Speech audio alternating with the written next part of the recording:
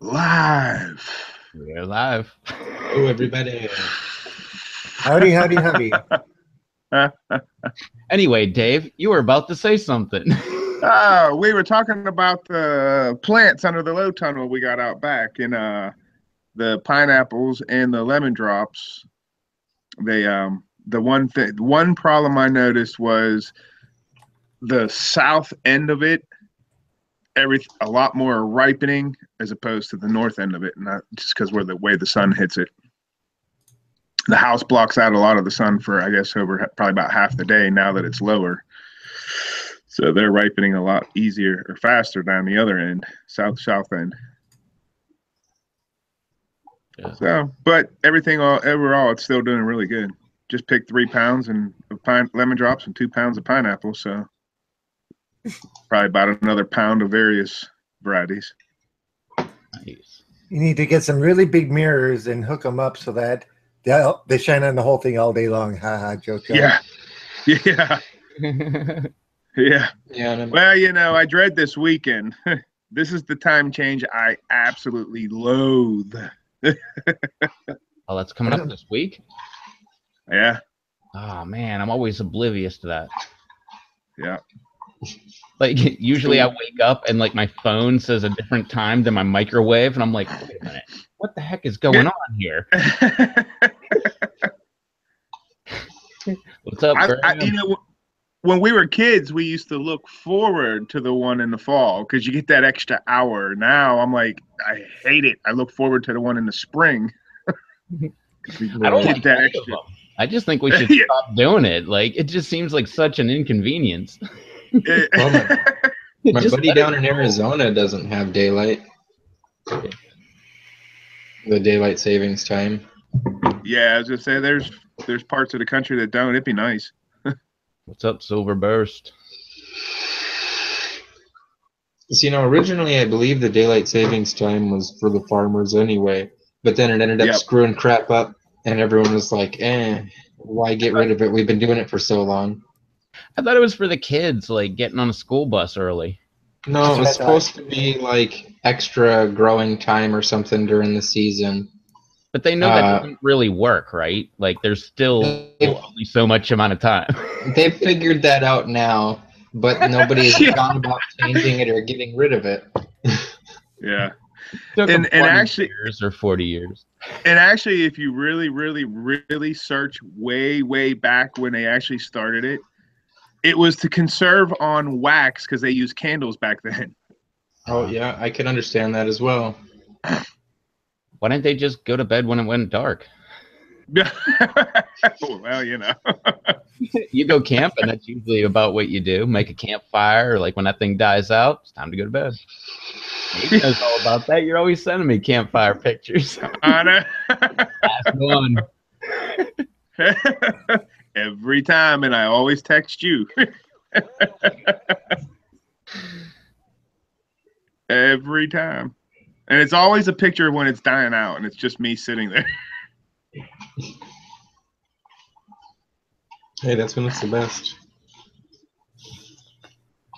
Are you having problems with this one, Graham? That's what I was wondering. I don't know why, but I always tend to have problems with the videos on live feeds. Chat always seems to work fine. The live feed never works. Don't understand. Well, the chat part of it is text, so that's low bandwidth, and the video is high bandwidth. That would be my guess. Well, but anyway, hey, Graham. Yeah. I don't get the group chat. I don't get the group chat on my screen. It's there, but no comments come up. I don't know why. If you're looking at the Hangout screen, that's because that's just between us.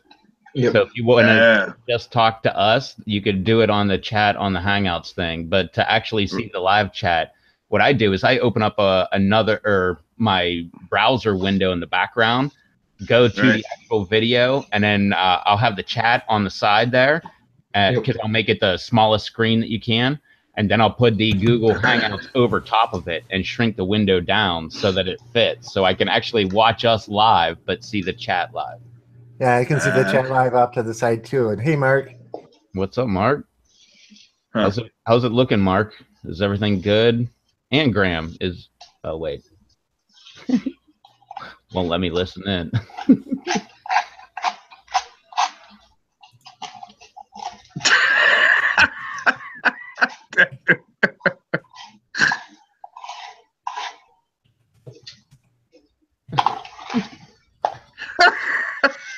I don't know if anybody noticed, but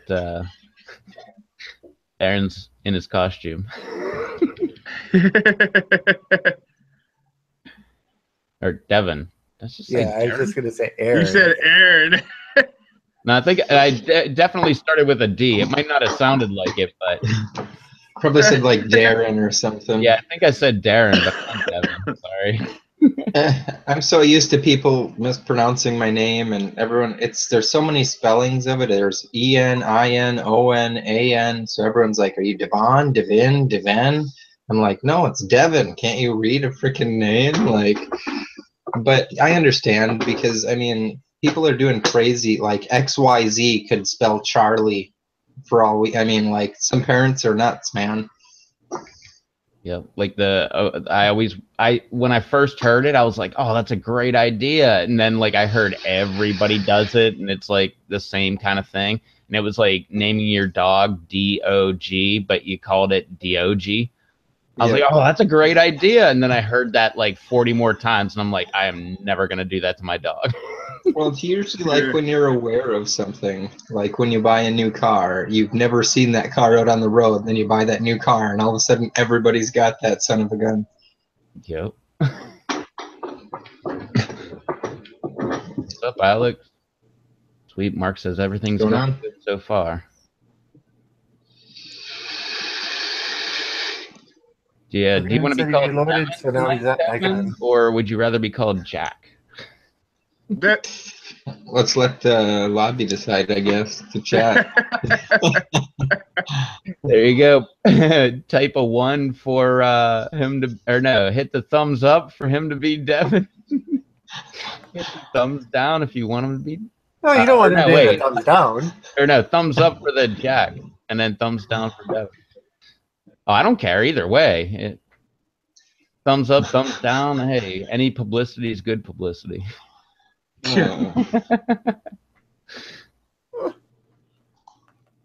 Oh. Or we could just do 1 for Jack and 2 for Devin.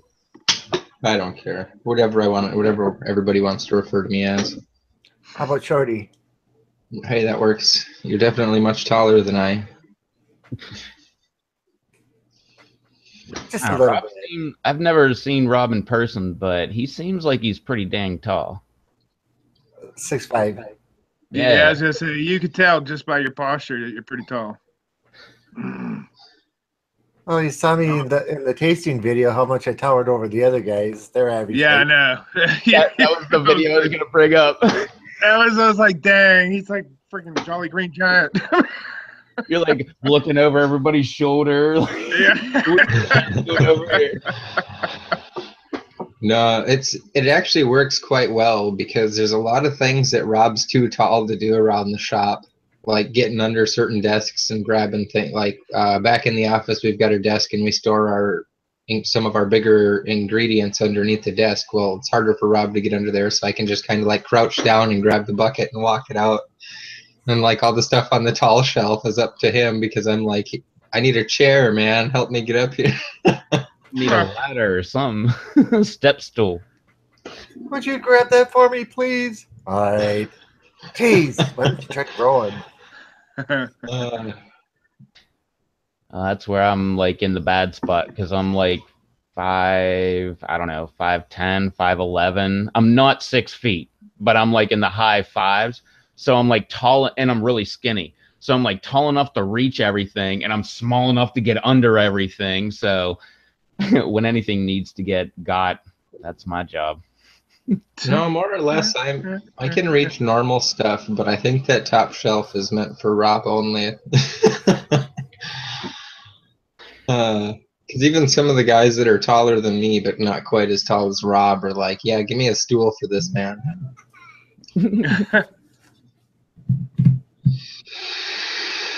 Oh, it's fun stuff. That's where he hides all the good juice for himself. Yeah, without a step stool or a ladder. They'll never think to look up here on top of this cabinet. It's whether or not they can actually get up there and do it.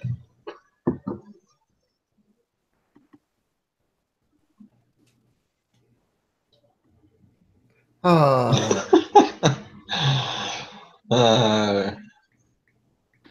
There you go, Graham. Yeah, well, what's the? I don't get it. I don't read censored. I don't want to. I don't need a censored chat, Graham. You can go ahead and say it. Is that average, bitch? I don't know. There's too many asterisks. Well, if there was only like one or two, I could probably guess at it good, but Oh, funny. Being as he wrote, my ex-girlfriends with an S always call me average, period. And then plural of is that enough a for female bitches? dog has an ES on the end, and that's enough on okay, it. so it's bitches. I don't know. I can't oh. Yep. There Female dog, plural. There was bitches.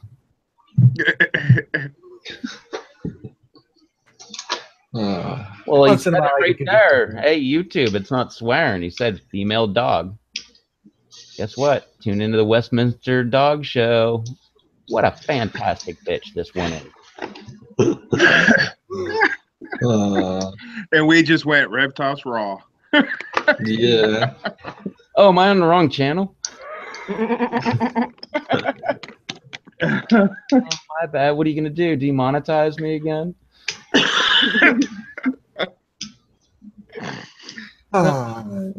Jared. Jared's here. What's up, Tara? What's up, Jared? Happy Halloween, everyone. Apparently, we're just kind of going off the rails a little on my account, but otherwise, just talking.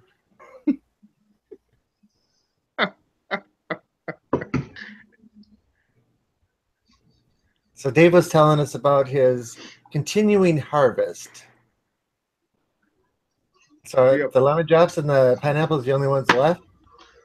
No, there's some other varieties out there still. I think I picked about a pound of various varieties.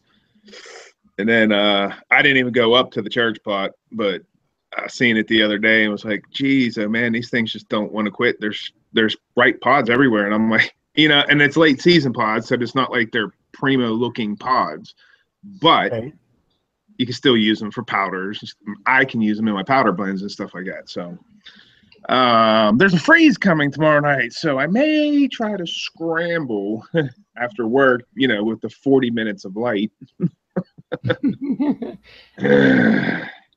That's my problem. Or just say, hope for the best.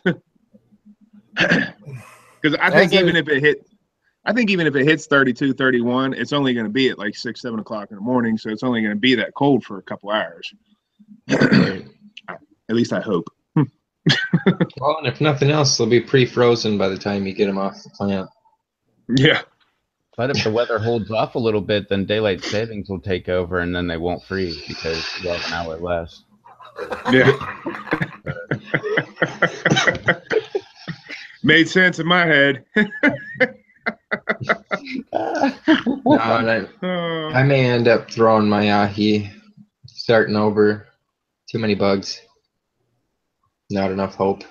JT Bear syndrome. Well, I'd much rather start a new one that's going to be healthy than nurse this one back when I got a couple hundred seeds in a bag. I didn't mean JT Bear syndrome. I meant what he's always going through. It seems like every time he has indoor plants, he's like, we're fighting the aphid war. Yeah. No, and see, mine actually, I did good to keep the aphids separate. It was stupid gnats and fruit flies. The fungus gnats? Yeah.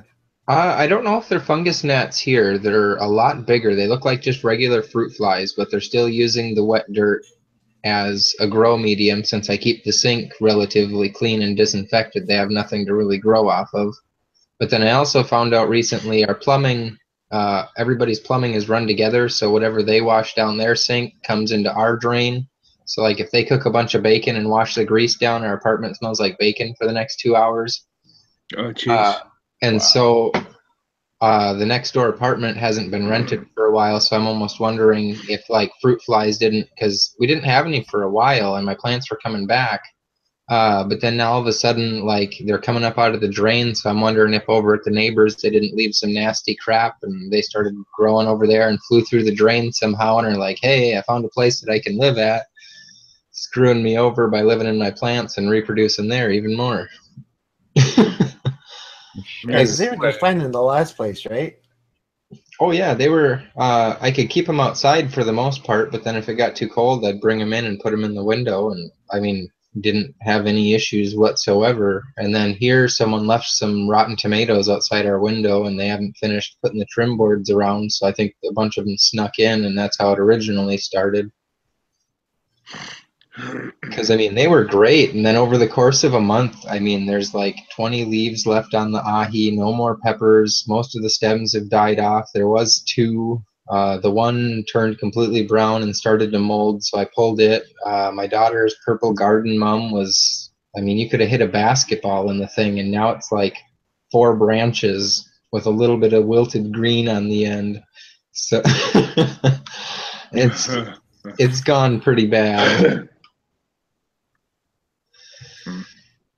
And the ahi that's at the shop is pretty much giving up the ghost too. Yeah, we were looking at it today, and all the leaves are. I mean, the stems are still green, but all the leaves went from normal standing to, I mean, wet noodle. Huh. Well, you said due to the soil being wet, have you tried bottom feeding, bottom watering? I do that with my ahi, but apparently it somehow works well enough that the top of the soil always stays continually moist. And that's where the roots are anyway, is within the top like inch of the soil since I replanted it. And so if I let it dry out too much, I'd just kill the plant anyway. Because it only had maybe like 4.5-inch roots, and those were within the top 2 inches when I pulled it out of the other pot anyway. Because I'd originally flooded the dirt so bad it couldn't get past 2 inches, and then I fixed that, and it just never decided to grow downwards again. Well, just keep feeding less and less. And like, that's what I do. Like when I first transplant them, I will put a good amount of water in the bottom reservoir just to make sure that I get to the roots. But once I got there a couple times, like 2-3 waterings, I just reduce the watering like crazy, and I make those roots come down to the bottom for me. And I don't know, it seems to make a more sturdy plant. Well, and if it hadn't gotten to the point it was, that's usually how all the plants at the shop are right now, is I try and keep the roots down at the bottom wet so that the top, I mean, can dry out all at once. I did find in a lot of my research, actually, when you go to plant a new plant, if you cover the top of the dirt in about 2 inches of coarse sand, usually I guess the little flies can't get through there, and it's only the 2 inches that they want anyway, so anything they do lay is going to die on the dry sand versus getting into your dirt and surviving. Plus the water runs through the sand anyway, so I was going to try that. That's a good trick. I've heard that before, and that makes a lot of sense. Not only that, but it builds your soil up like just like another inch more, or inch or two, and you know you have that much more Right. plant down below. That way you can keep watering, like you said. I mean, I'm just kind of recapping what you said. No, usually that's the odd thing, is usually I don't have a problem with plants dying, and it's just crazy. Except for the ones at the shop, it just even got to the point where we cut them back, and so they didn't technically die. Except for the ahis. The ahis just didn't like being cut back for some reason. The other ones, I mean, no problem. We've got, what is it, 5? Is it the Bohemian goats? Or the MOA? I can never remember which is which until they The ripen. goat is on the left. So yeah, it would be the goat. Got 5 goats coming back. We've got 1 red cayenne, 2 that are turning red. I mean, everything else, the scorpion, you can't even tell you cut the darn thing. It's Leaf City. I'm laughing at myself over here because when Rob was like, they're the ones on the left, I'm sitting here like, okay, left. I gotta like look at my hands here, like, okay, I got left, and I'm like trying to like think, and I'm like, wait, I don't know what the heck you're talking about. When I'm you like come trying to walking like up in think the, back of all of Rob's videos, like, okay, like I'm thinking of the store. You got the window over there. You got pepper. I mean, I think I got it. yeah, walking up from the back of the store to the left-hand side of the main doorway is what I'm referring to. So on the left or on the right. Oh, okay, so explain that. Yeah, okay, so yeah. So all your videos start from like you walking up, and you got like the right side, which is like a little encasement area. Then you got the doorway, and then you got the, I guess, the left area, and you're talking about the left. Yep. Gotcha. Oh, dang. Okay. Well, then Yeah, I the Bohemian goats are up against the window there. And on the right-hand side is the MOA Scotch bonnet, and the left-hand side of that section, and then the right-hand side is the scorpion. So yeah. See, the whole time I was like moving my hands around, like, okay, left hand, right hand. No. Oh, the beauty of video. We know your store, like we're there. Yeah. But only from the backside. That's what I was thinking when he was saying, like, if you come into the store from the, from the back. I was thinking, man, if I walked in from the street, I totally would not even know that place. I would just walk in like, what the heck? It's just a vape shop. What's with the jungle in the windows? Well, that's just it. A lot of people stop, and then they're like looking at the plants, and then they'll look up at the sign, and then they're like, oh, and just kind of keep walking on their way. Like, that's not what I thought it was. I'm going to buy some of these petunias. Yeah. Oh, vape shop. Oh, look at this flower shop. No, e-cigs? Nope, that's not what I wanted. Oh, wait, I got way behind on the chat. Yeah, me too. But as far as the store goes, I did a video store tour. It was probably one of my first 6 or 7 videos on my channel. I actually walked through and show the decorations and all that kind of stuff, but that's ever changing too. Yeah, one time I got really bored when we were doing a Minecraft party and made a replica of the shop overnight. That was pretty I interesting. thought you were going to say you had a Minecraft party going at the shop. Give it time. A bunch of people just all show up and link up. Like the old Give it LAN time. parties that used to happen, where everybody would have to connect to each other. And well, there's 6 of us in the shop that hang out that are all Minecraft fans. My kids are. It's a good way to waste like 6 hours thinking you just spent 20 minutes looking at your computer. Yeah. Happened to me last night again. Oh, let's catch up on the chat a little bit here. Jared said, try a smart pot. The roots seem more healthy on mine. And that was after Graham said I was slowly started backing off from a cracky system due to spider mites. Ugh, I hate spider mites. Keep spraying. Well, that was my commentary. I keep spraying for them with 50% water, 50% alcohol, and they keep coming back. Are spider mites one of the ones that go away with soap and water? I know aphids are because they're soft, soft-shelled or soft-bodied insects. I would say try, if the alcohol isn't doing much, try mixing like a 25-25 with like alcohol and hydrogen peroxide or something, because I've noticed hydrogen peroxide helps with a lot of things. Yeah. Good point. And so even, yeah, if you just add a little bit of hydrogen peroxide in there, might dissolve them or stick to them a little better and help the alcohol stick to them a little better. Which is, what's hydrogen peroxide? H2O2? I think so, yeah. Worst case scenario, I mean, I've dumped pure hydrogen peroxide into some of the plants at the shop, and I mean, worst case scenario is the dirt grows about 2 inches because of all the air pockets it now has in it. So when you go to water it, you're like, holy crap, that dirt sunk pretty far. But that was actually how I had to, my Hungarian wax and my banana pepper, I was kind of like, to heck with that. I was either going to grow new ones or kill them. So I just dumped a bunch of pure hydrogen peroxide in there, and they've actually doubled in size over the past month or so here. Oh, jeez. And Graham said water from the bottom for fungus gnats and let the plants dry out a bit.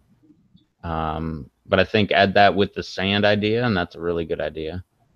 He also said he lost one of his Carolina Reaper. And Almost. he started on my Carolina Reaper. It's my contest pepper. I have got not one pepper, and the contest is about to end, tomorrow night at midnight. And I haven't gotten one pod off that thing yet, even though I got a piece of wood that's this tall. I got roots that are like this tall, gold, like beautiful white. And yeah, just a couple little bursts of plant life. Jeez. So disappointed with that plant. I only had like 5 flowers total on the entire thing, so I can't even win on flowers. That's pretty sad. 5 flowers. Oh yeah. Well, it got real tall and lanky because it was in the kitchen window before I put the LED in, and then once I put the LED in, it started just continuing to be tall and lanky. So I just got tired of it, so I cut it all back, and it has been the slowest regrowth I've ever seen. Mm-hmm. Cut back the Mako Cuckoo, and that thing, it's like a bush. And I cut back the Reaper, and it's a stick. What are you doing with it? What's that? Or, like, what are you adding into the water? Just water, or? No, it's the Master Blend solution. So it's like Master Blend and calcium nitrate and Epsom salt all mixed together. And before I cut it back, I cut it back, and then I dumped the entire container, rinsed down the roots and everything, and put in fresh stuff. Just to make sure. You know, with ours, when we transplanted it, we ended up just grabbing the whole mass of everything and throwing it. And then when we cut it back, all I've been doing is like a 50-50 with some Liquid Miracle Grow in water and all the plants. We've had some that the leaves were, yellow from nitrogen deficiency. And like from what Rob was telling me and what we were trying to read online, it was like those are supposed to just fall off, I guess, and get replaced. But I was noticing today they're actually getting quite green, especially on the veins. They're getting a lot darker, not quite like the other leaves. The other leaves are almost black, but these these ones are definitely coming back, which I thought was kind of interesting. Well, it's interesting too that they're continuing to grow in size. The leaves are getting bigger, and the centers are growing in greener. And it looks like veins coming out from green going into the yellow, where it's changing the yellow color over. So I don't know what's going on with them things, but they just want to do their own thing. I'll try and do a close-up of it on my update video Wednesday. Yeah, I was gonna tell you, it's almost time to do another harvest video. Almost. Well, the scorpion has got so many flowers on it. Every end has got 5, 6 flowers or buds that are starting, and I'm not seeing too many of them drop. So hopefully that's a good sign. All right, I'm going to start a new conspiracy theory. I'm calling Carolina Reapers BS because you only see them in the pictures. Like you only see them from certain people. Apparently, according to my chat, nobody else can grow Carolina Reapers just like me. So I'm jumping on the bandwagon saying it's not possible. Well, ours did pretty well coming from a random like little can thing. It came in half a soda can with a plastic lid, and then you water the soda can, and and then it sprouts, and then when it gets too big for the can, you transplant it. And so, I mean, this thing came from nothing to now it's in a wood drive shaft shipping crate.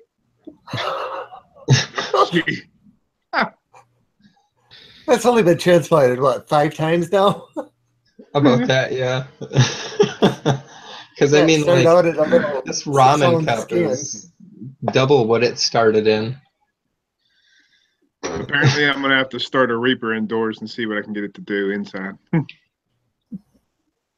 I got 2 off of the 2 plants that I got 2 off of 1 plant of the 2 plants I grew last year, and that was it. But then that heat wave hit, and it never really recovered, or neither one.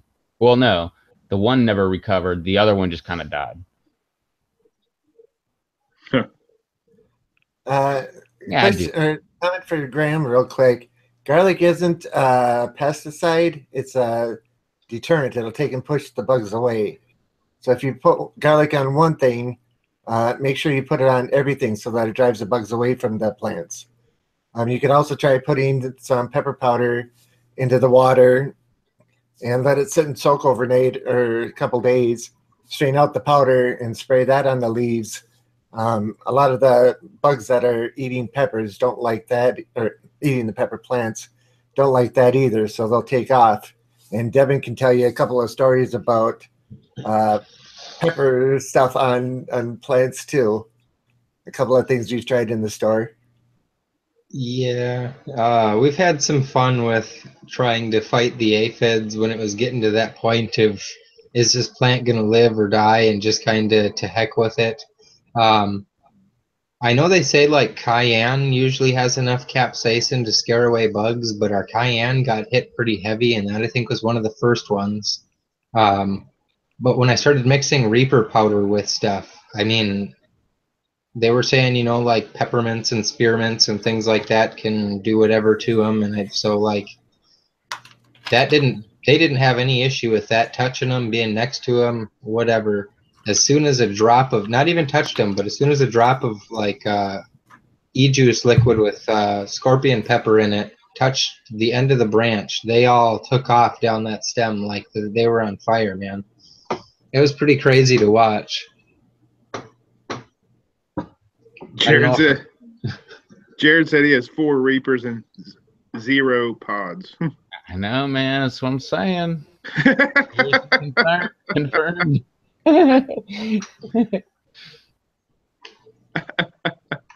forget. Does anybody know what the Reaper was? What the crosses were that made the Reaper? I don't remember. Wasn't it supposedly the same as the Primo? Yeah, but there's actually, if you do your research, there's actually 3 reports of Ed saying 3 different things about the original cross. Well, I mean, you gotta say it till it sounds good. Yeah. Well, I mean, there's a habanero and a yeah. Oh, what do we got? Literally, I seen a report. This guy did a little story on it, and he's a Reaper fan. The guy was actually a Reaper fan, and he said I did not want to do this report, but he said there was reports of 3 separate times Ed saying 3 different crosses is what. Yeah, so I don't know. I don't try to get caught up in all that drama stuff, but read Gaby's chat. Yeah. She's saying the Carolina Reaper was specifically bred for heat. The Reaper, a hybrid created by Ed Curry of South Carolina, we know that, is a cross between the ghost pepper and red habanero. There it is. I couldn't remember what the super hot was. Well, okay. Country of origin of the ghost pepper, isn't that India? Yeah. What's the country of origin on a habanero? I think Mexico. Okay, so we're looking at 2 countries that are both warm. Yep. You take a look at the... yeah, but it was born in the Carolinas. Yeah, but somebody, wasn't she saying she was in Washington? Maybe it's not getting warm enough. The only reason I say this is because Trinidad and Rouge you're looking at the heritage of the plants. Well, just earlier though too, she was saying that she sold off some starting ones, and the ones most of them died off except for the one that was in shade. So I know ours wasn't really in direct sunlight except for to start it originally. Other than that, it's kind of been back and out of the way. So that could be it, as if you have it in direct sunlight, it could do something to the plant. Well, the scorpion, it's a equatorial plant, so it's used to heat and high water or high water content. So I'm wondering if that could be for the other two because they're native to warmer countries. Maybe it's the sand. Haha, joke. That was a really bad joke, sorry.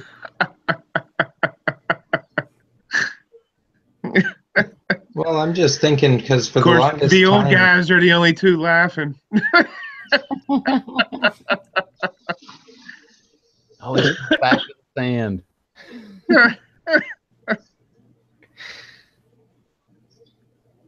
Uh, Go ahead, Devin. Sorry, I interrupted you. I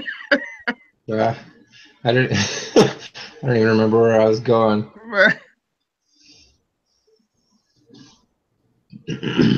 Graham says, "Are you saying I need to, Rob? Are you saying I need to put it in a hot box?"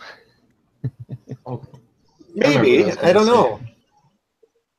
Well, to get a could be scorpion like to a completely germinate, different climate too. Like you're northwest, maybe it's more. I don't know. Like I'm thinking more Seattle, not like where you're at, but like maybe it's more overcast, rainy type thing, like not direct sunlight. I don't know.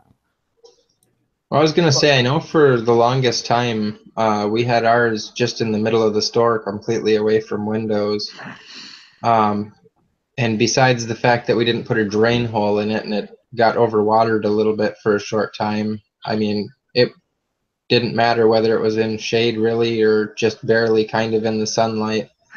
But I don't think we've had it ever in absolute direct, right in the front window getting hit by the sun rays either. well, when it was on the left for a little bit, remember how it was all growing off to one side? Oh It yeah, was that's chasing the right. sun. Towards the light. Yeah. And the instructions on the scorpion said that it had to be in 95 degrees plus in order to get it to germinate, and higher temperatures like that after it germinates to get it full size. The Trini? Yeah. So we had a cooler in there at one time. Right now in 60 degrees. We had Well, a I'm cooler wondering- in there in the shop, and the heat that came up the back of it kept it warm all the time. That's why I first germinated it. It was on top of that cooler. Well, I was gonna say, I'm wondering if that's why it's just flowering now and not really getting any pods, is because it's been cooler in the shop than it was over the summer when it was actually growing. Yeah, that's why I point one of the heaters at it. That's one thing. Wait, did I just follow that correctly? I believe I did. But that's one thing I was going to say. Like, same thing with my indoor plants that are on the window. They seem to be growing slower. And I'm wondering if it was because I had the AC on in here and it was not 100 degrees like it was outside. It was like, I keep it at 78 because I'm cheap. And sometimes 80 if I'm not here. Sorry. But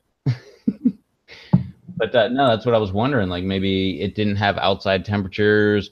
I mean, I guess they always see the light patterns, so they know like the light is, going from 1212 down to like, whatever. But I don't know. I wonder if the temperature has anything to do with it. If it does, then maybe that's exactly what we were trying to talk about and what you were talking about, Rob, with the climate.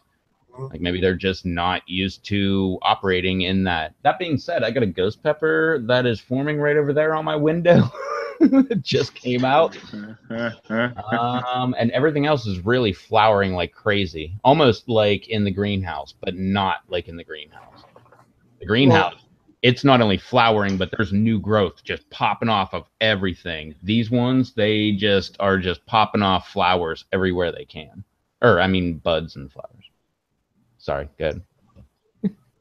Well, I was gonna say, I don't know if that would work or not, because or have any effect, I guess, because with the scorpion being grown indoors, I don't think the shop ever really got above 80 at any given point during the summer, with the air conditioning and stuff going. So, I mean, I think if you started in a temperature controlled environment and it's used to it, I think it would, if you keep it pretty steady, the plant will react in that environment. But if you go from like super hot to cool to cold to inside to outside, yeah, you're probably making your plant go, what the is going on here?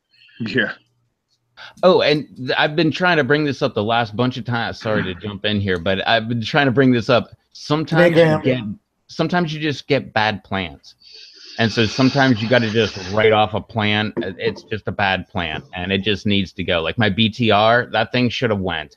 And that I've just nurtured and babied that thing, but I shouldn't have done that. I mean, that thing, it's like, I don't know, about that far above the cup, and it just kind of like hangs over the cup. Like it doesn't grow up. Like I just snip it and just toss it away. So just wanted to bring that up because sometimes you just get bad seeds, which is why you always pick the best pods to save the seeds from. See you later, Graham. Later, Graham. Oh, and yeah, Jared said, I don't see how a Reaper could be a habanero and a ghost. They look nothing like each other, and it looks like a 7-pot Primo, though.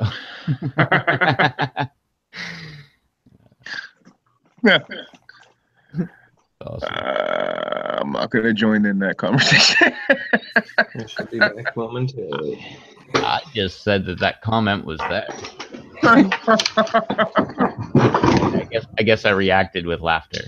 And Gaby said, my friend actually harvested some, I guess she means Reaper, and she lives about 15 miles away. So I don't know, maybe that's the bad plant thing. Well, that then makes you wonder if you're taking and looking at it, how is that grown? Grown indoors, outdoors, bright sunlight, shade? What were the specifics where you're getting them? Like where my sister lives, like I don't know, 10, we'll just say 15 minutes away. It might be 20, it might be 12. It's not less than 12, but we'll say 20 or something like that. She lives 20 minutes away, but she has a completely different environment. She's like in like the farmland, wide open, whereas where I am, there are trees everywhere around here. When the wind blows, I'm like, oh man, never know, you might have a tree coming through the roof. But ever tell you my paranoia about that, like when we get hurricanes and stuff? Did I say that last time? Oh, okay, good. A couple times back. Yeah, see, you should have tuned in. I'm not gonna Gotta go back and watch it. But no, I mean, same thing though. I mean, 15 minutes depends on like if you were down in a hollow and there's trees all over the place, or you're up on the top of a mountain or whatever, and you got direct sunlight, or more wind or less wind or more environment.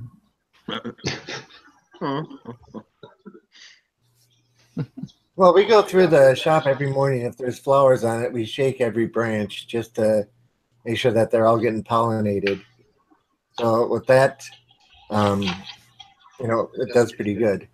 I tried to duplicate that by leaving the kitchen fan on. You still got your ACS shrine in the window? Yo, yeah. Oh yeah, added like 1 or 2 more bottles.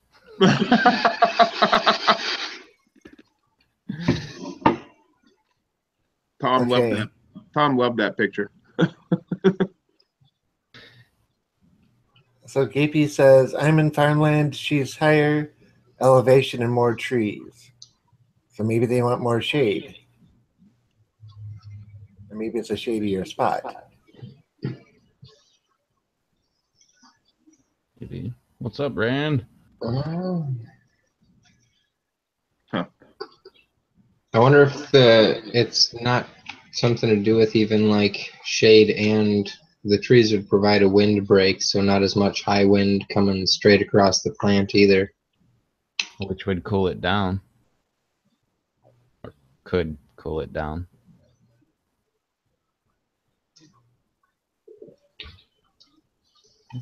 No, we should start a new live stream. We'll just call it like Plant Detective, and we'll have people like, we'll get them to come on the panel, and they'll like show us plants, and we'll be like, I have no clue, but you know what that reminds me of?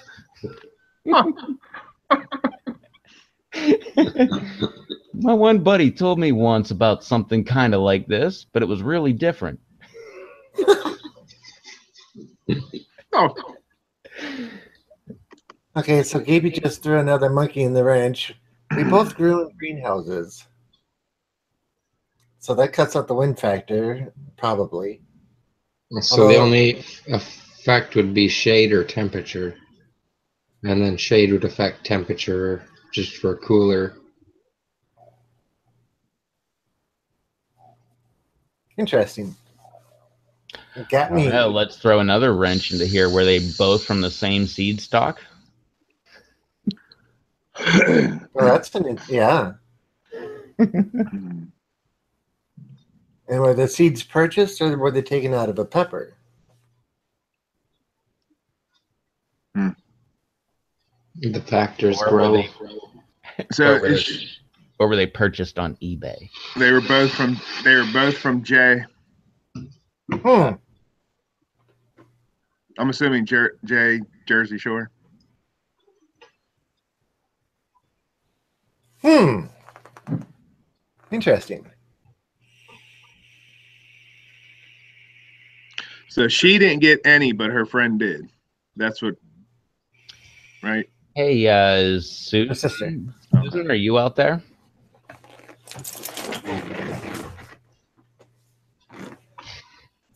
Yeah, I haven't seen Susan's. It's gonna be really funny.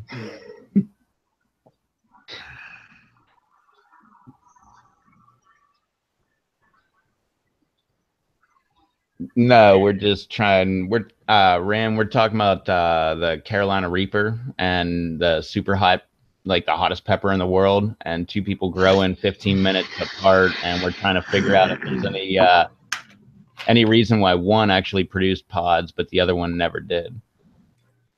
You know, like Matlock, but with plants. But we're not looking at anything.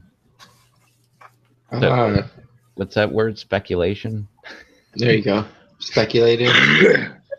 Now, Jared just said his Reaper was grown in a greenhouse, and he used Fox Farm nutrients and Happy Frog soil in a smart pot and didn't get anything. And I think ours was, what, like some Miracle Grow pepper dirt was all? Or was it just regular? Flour mix. Yeah, okay. So it wasn't even, yeah, I was going to say, I don't even think it was really meant for peppers. It's just like dirt and vermiculite, more or less. Where'd you get your seeds, Jared? Did you get them from Jay? That's why I was asking if Susan was here, because that's where I got my Reaper seeds from. I don't know where she got them. I see where you're going with this. I'm not saying that's the case. I'm just saying if it's all relative, then maybe, I don't know. There's just a problem with one of them or something. Maybe, yeah, you just had a bad batch of seeds come through or something. Yeah, I'm used to everything popping up. It just comes up as not what it's supposed to come up as. So, like, you get those eBay Reaper seeds, and they come up, and you're like, wow, Reapers look like that? They look just like an orange habanero. Really weird. And then you try them, and you're like, oh, they taste like really hot, but only as hot as a habanero. And they have no tail on them. Oh. I guess, Rand, we can be referring to anything, but mainly, yes, peppers. One of the specific instance peppers, yeah. Yeah, Charles is right. Look at Jay. Right, Jay grew Reapers this year, and his came out pretty nice. I'm not trying to talk crap on Jay. Yeah, no. Obviously, that guy knows way more than I do. Oh. Jared said his friend got them direct from Ed Curry. Damn. And wait, your friends grew or they didn't grow? Mm-hmm. I don't remember if he said it or no. Gabe, you said her friends. He said his didn't. Yeah, but that's why he's giving up on Reapers next year. I'm thinking his friend got the seeds for him to grow his Reaper. Oh, gotcha. Yeah, but he said he hasn't gotten any in 4 years. Or any pods in 4 years. That was Graham. I thought Jared said something along those lines too. Well, Graham has an indoor Reaper that he's been growing like since I started following him, or like maybe he started it after I started following. I've been following that guy forever. Mm-hmm. Okay, my mistake. I'm pretty sure. Jared, do you have a Reaper that you've been growing for 4 years?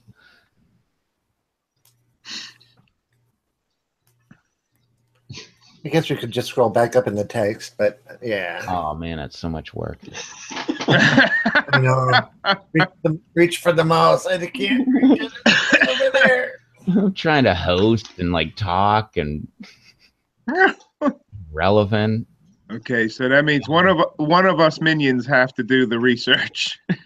Oh, okay. We can just wait for Jared to answer. Sit back, relax, wait for him to answer. And, oh yeah.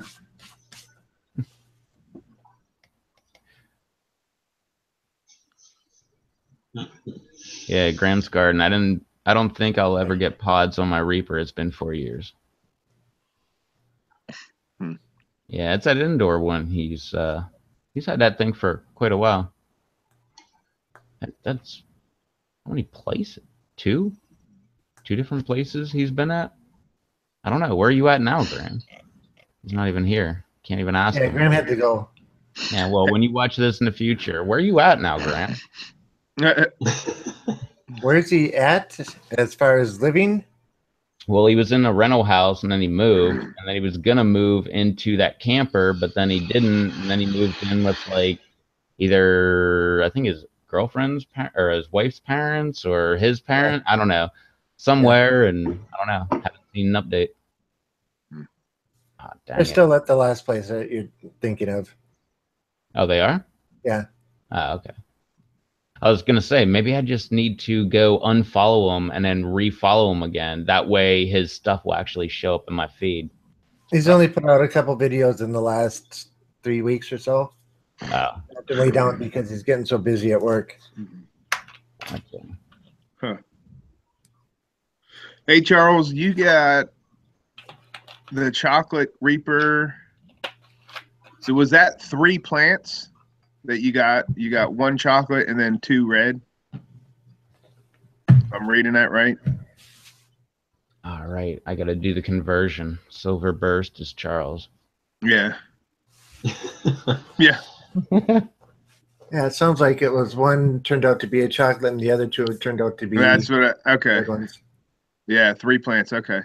Because I got chocolate. I ordered chocolate Reaper seeds from them about a month or so ago. Well, probably about 2 months ago. But yeah, there's your answer. Yes, 3 plants. I'll be back in a minute. The boss is giving me orders again. Oh, it's that time again. And yeah, Jared, there's a minor delay between us on Hangouts and you on the YouTube feed.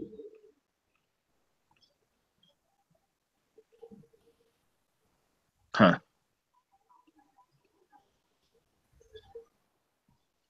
No. Yeah, I don't know what it is, but I think it I thought it was a 30-second delay, but I think it's like anywhere between 30 seconds to 2 minutes, depending on how YouTube feels, how like the connection between all of us feels, like how recent you refreshed your computer, like whether you have good internet or the worst internet you can buy. Yeah. Oh man, dude, I got the best internet that you can get around here.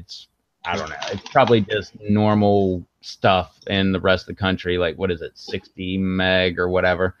But I just had, and it just happened on Saturday. That's why I text Dave and Rob. I'm like, oh my God, my internet, it's like fixed. Like it works. like every day between noon and 4 o'clock, it would just cut out randomly. I'd just be doing things and I would click a link and it would just sit there and it would like just go and go and go. And I'm like, what the heck's going on, man? And I like open up another window and open up Google because it's a nice, simple website. Because I'm like, what did I click a complex link or what's going on? And it would just sit there and it would load and load and load. Called them up, came out. I got a bad modem. So now I got a brand new modem over here. Man, and you're just getting great products. Well, it's only been like 2.5 years since I got that last modem. But the best part was he's like, oh, I'm going to go out. And since the box is in your yard, I'm going to go out there and I'm going to check it, check the line between the box and my house and make sure that you actually have a good, clear line because I live in the swamp. There's trees everywhere and the roots grow through everything. Since I've lived here, like, 11, 12 years, we've replaced the water line, the electrical line's been replaced. Well, I fixed leaks in the water line about 7 times before we just rented a trencher and just put in a brand new water line. The cable's been replaced, the phone line's been replaced, and the electric lines have all been replaced. all because of trees. Wow. But no, he came out. But no, the whole end of the story was he came out and he checked everything. Everything was great. Everything was still fine and everything. But he's like, yeah, but I found an internet trap on your line. I'm like, someone was jacking your stuff or what? Well, I'm like, an internet trap? What the heck is that? And he's like, well, back in the day, we would put that on there. Well, let me put it in old guy terms, like where me and Dave would understand. But back in the day, like when you break into a cable box, like there was no hacking of doing anything. You literally, it was like in the back of your TV, you just plugged the line in and screwed it in.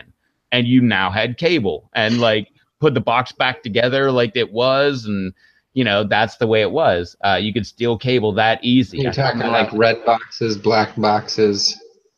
Well, I mean, like the box in the yard. If you don't have cable, they like, and later they would come out and put like a lock on the cable so you couldn't just screw it in.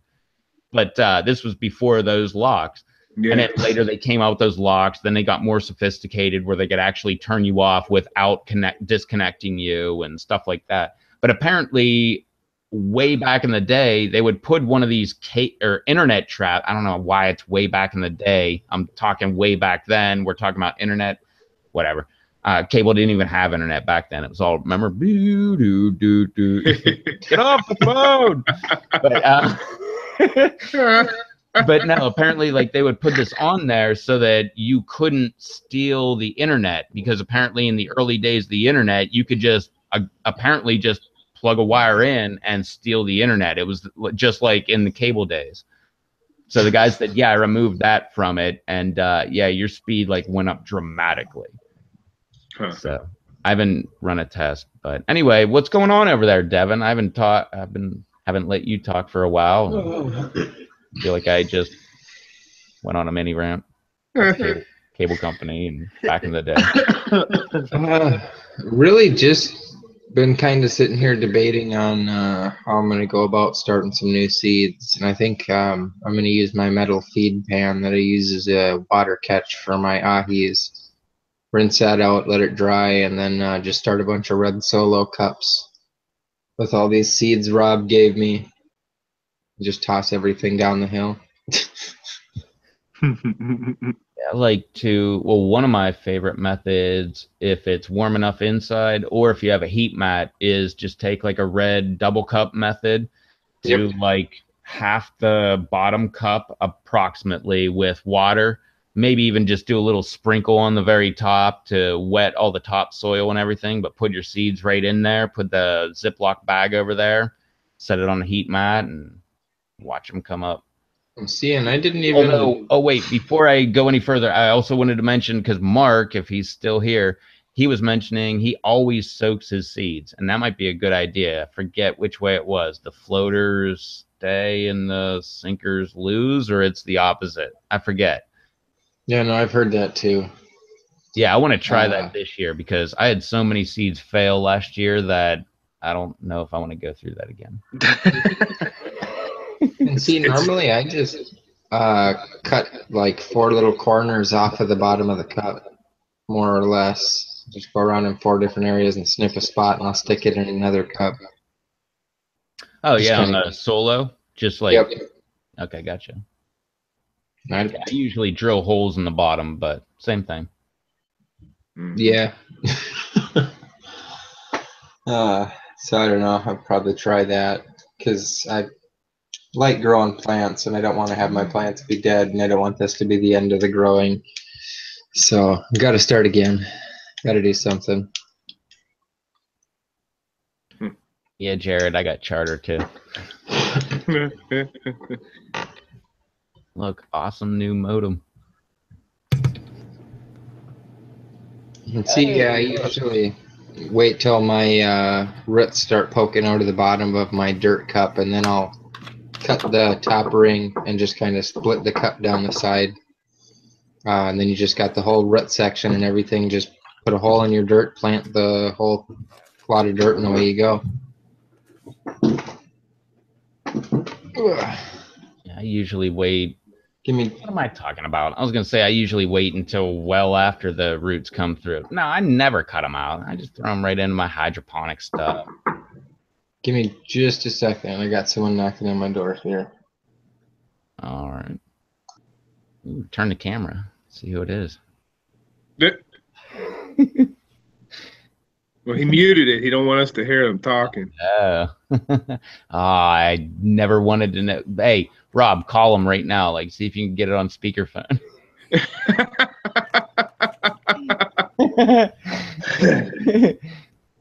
Knowing him, he wouldn't answer anyway if I did call him. Wait, can I unmute him?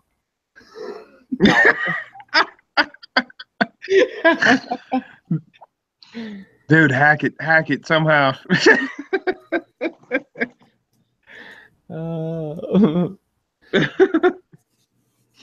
Jared said, back in the day, you must be my age, Tom. Probably. Are you old?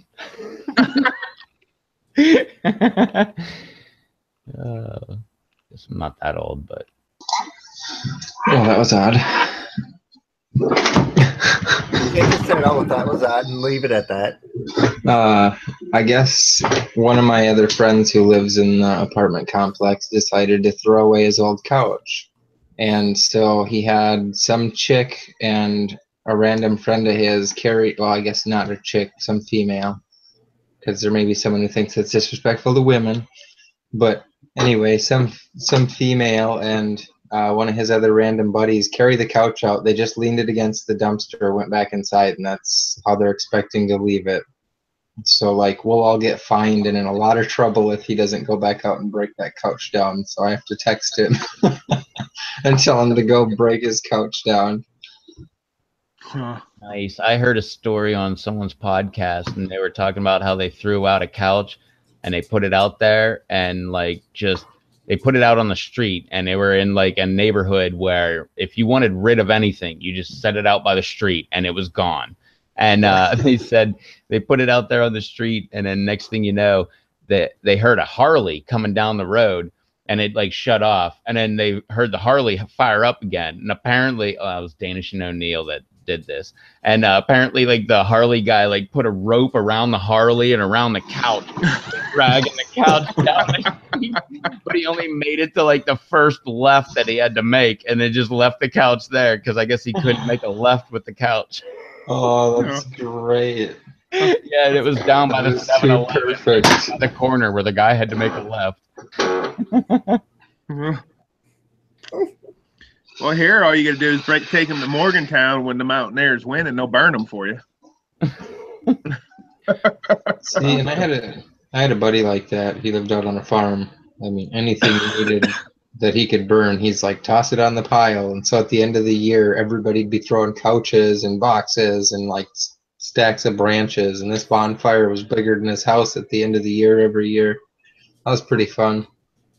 That was my favorite thing at my parents' church was after New Year's. They'd always, well, what the heck, I forget what the celebration was, where they'd actually go out and burn all the Christmas trees. Like they had a big field, and they would just stack them up in a big pile and burn them.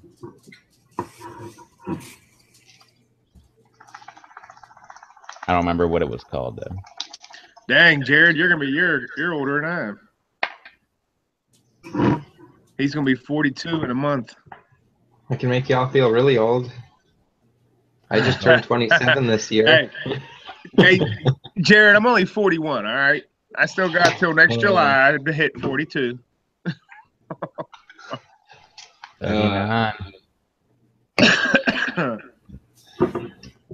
Rob refers to me as a puppy for being 27. Yeah, I'm the oldest of the four of us. Jared also. Oh, where did it go? When I ferment my tomato seeds, the floaters are the duds. Yep. That would make sense. Yeah, Yeah, because they would take on water and sink. If it floats, it wouldn't have any. You wouldn't think it wouldn't have any nutrients or whatever. Yeah, and if it sinks, it was taking on water and then falls to the bottom. Yeah. Which pretty much that's what you need: dirt and water, and seeds pop. Well, it's just like growing sprouts. Anything that floats the first day, you take out because they're not going to grow.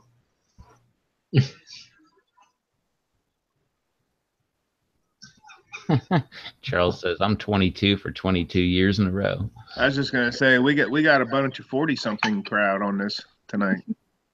You're making me feel like an old fart. I get to be the young wild one.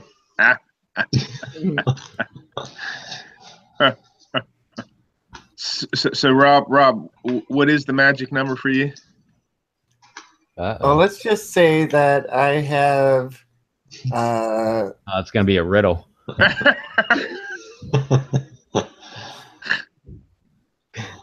I have celebrated my 22nd anniversary of my 29th birthday. Oh Lord! So you're not 51? Yep. Mm-hmm. Oh wait. Like I said, I'm the oldest one here. What is 51? Yeah. What is 50? So you're only a decade older than me. You're not that. That's not that bad. He said, he said the D word. My dad's 10 years older than you, Rob. Oh, there's the other D word. All right, we'll rephrase that. You're only 10 years older than me. That's not that bad. Yeah, that sounds a little better. Yeah, that does sound better. My dad just turned 61, and my buddy who's like 5 years younger than me, his dad just celebrated his 73rd. He's like 22. Huh. Who gave you? She's 42 also. Oh, gaping. That's why I said we got a bunch of 40-somethings on here tonight. Good area. Mm-hmm. Yeah, you got a little ways to go still, don't you? So me? Yeah. Oh, next year at this time. Yeah, that's what I thought. You. Or wait. Yeah. No. Yeah. This was your 39th this year? Yeah. Okay. Oh yeah, I'm totally telling everybody I know, like if you have a surprise party or anything next year, like I'm just gonna walk out. So we shouldn't invite you to West Virginia that week. No. We'll just invite him. Me. Do it the week before. Invite him to a live call. Just surprise, we're on air. Oh, that might work. But no, nobody knows when my birthday is. When I actually said, like, thanks, Dave, for sending me stuff for my birthday, it was like months past my birthday. And everyone's like, oh, happy birthday. Like, your birthday is just like right by mine. And I'm like, yeah, cool. Yeah. Like, I didn't dispute them or anything. I just went along with it. I'll tell anybody the real day for the highest bidder. You better get a lot of money. I'll split it with you. Well, no, you don't have to, but you better get a lot of money. It's actually on our calendar now, I do believe so. Oh, jeez. I made one of them. Yeah. I think I have your birthday on my calendar.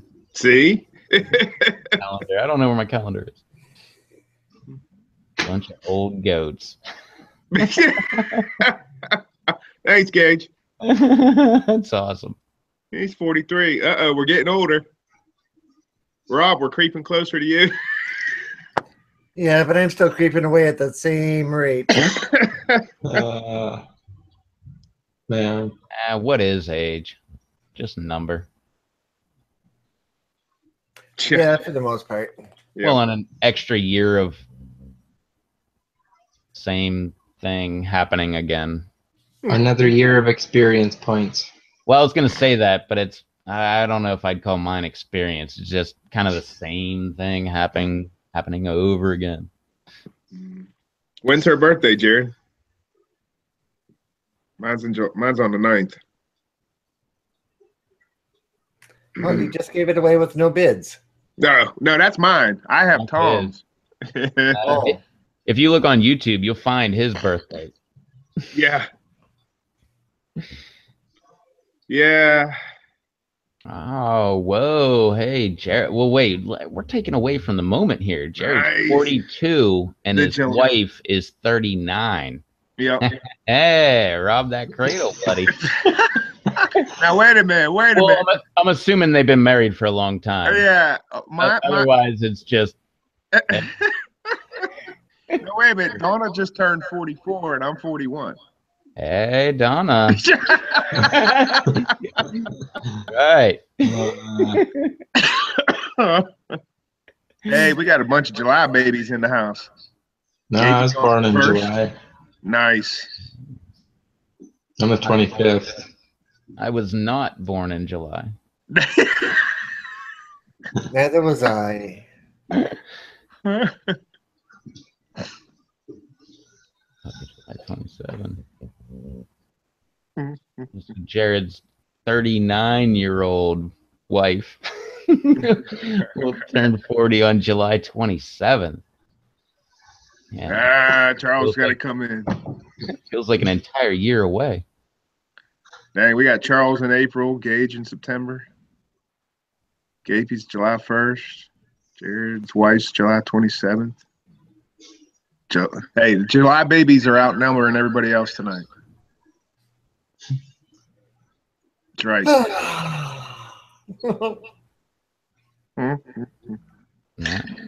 19 years married in June. Nice. So yeah, not exactly robbing the cradle.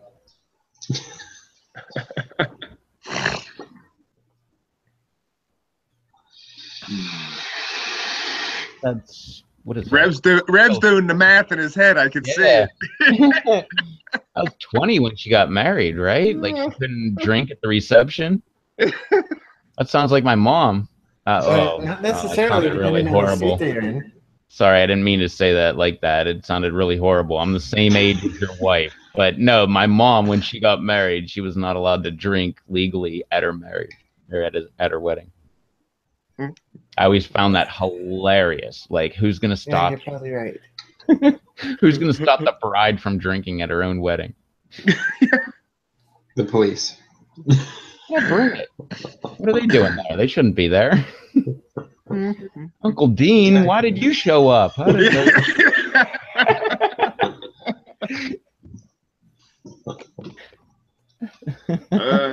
Nah. Jared's I don't think anybody would care. Jared's got his 45th coming up. Wait, 45th or 42? 43, I mean. Oh, 43, sorry. Yeah, no, 43. He'll be 42 in a month. No, he's 42 now. No, you scroll up, it says, LOL, I'll be 42 in a month. Oh, okay, that's right. That's right, because I said he's not robbing the cradle that much. Just that's about how Donna's is for, let's see. That's why I said, hey, Donna. For 3 months, we're only 2 years apart, number-wise.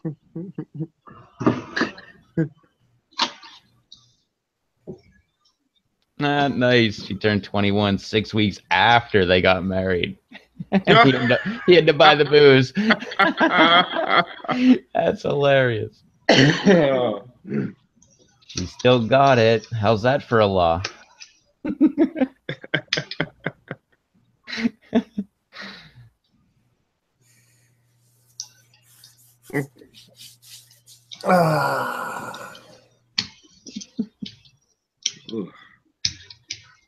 So, there, Rob. Are you gonna plug the pickles? That's just what I was thinking about doing. Get out of my head. I thought about buying an extra jar of pickles just to do that, but then I thought it's gonna take like a month just before I can try them. So then I kind of wussed out. Yeah, but then in a month they start tasting good after a week. After a month, they taste the best. In a month, you're gonna be like, "Dang, I wish I would have started those pickles a month ago."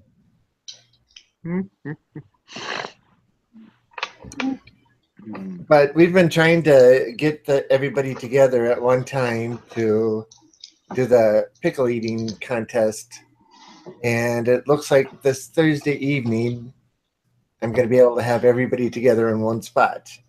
And everybody's given permission to take and record it. So it should be an interesting video on Friday. 5 different heat levels of pickles. So, yeah, it should be interesting. Which should be ahi lemon, drop, Trini, Bohemian Goat, MOA Scotch Bonnet. Well, there's, I forget what all of them are. One's an MOA Scotch Bonnet. One is the MOA Scotch Bonnet Red, which is hotter than the MOA Scotch Bonnet. Chocolate Scotch one is bonnet. the chocolate Scotch Bonnet. One is the Reaper. Is it the Reaper? Yeah, the red one's the Reaper, or the other red one. And then I think we did the big jar is either, I think that was Picker's Gill, actually. Yeah, the big jar is Picker's Gill. So, yeah, 5 different heat levels. Are you going to do it live? No, but I'm going to record it all. It's going to be live while we eat it. It'll just be aired after the fact. You can do it live, and then you should also record it, and then cut out all the stuff that you don't need in there, and then just post that as a regular video. That way you got both. Just make a clip film of everyone going, yeah, the abridged version. All the screams of pain just in one video. Yeah, the debate is still out if we're going to. The debate is out if we're going to have a break between each set of pickles or not. Or if we're going to finish off one, make sure everybody finishes that one, and then go right into the next one, like Dave with his contest. As soon as you were done, you went on to the next one. Didn't have any cool down time. All 10 of you watching, 11 of you watching, we need some advice. I don't know. I was gonna say do the break thing, but at the same time, no. I think that just comes from me saying I don't think I would ever do a pepper eating contest. I'll eat a hot pepper, but I don't think I can't see me just sitting there eating pepper after pepper after pepper. Like I don't care about the increasing scale. Like just let's go to the top. Like we don't need to like keep eating peppers and like having a bunch of stuff. But that's just me. So I don't know. I guess just because I said that and everything that I always say is like the worst advice ever when it comes to stuff, you should probably do the opposite of what I'm saying.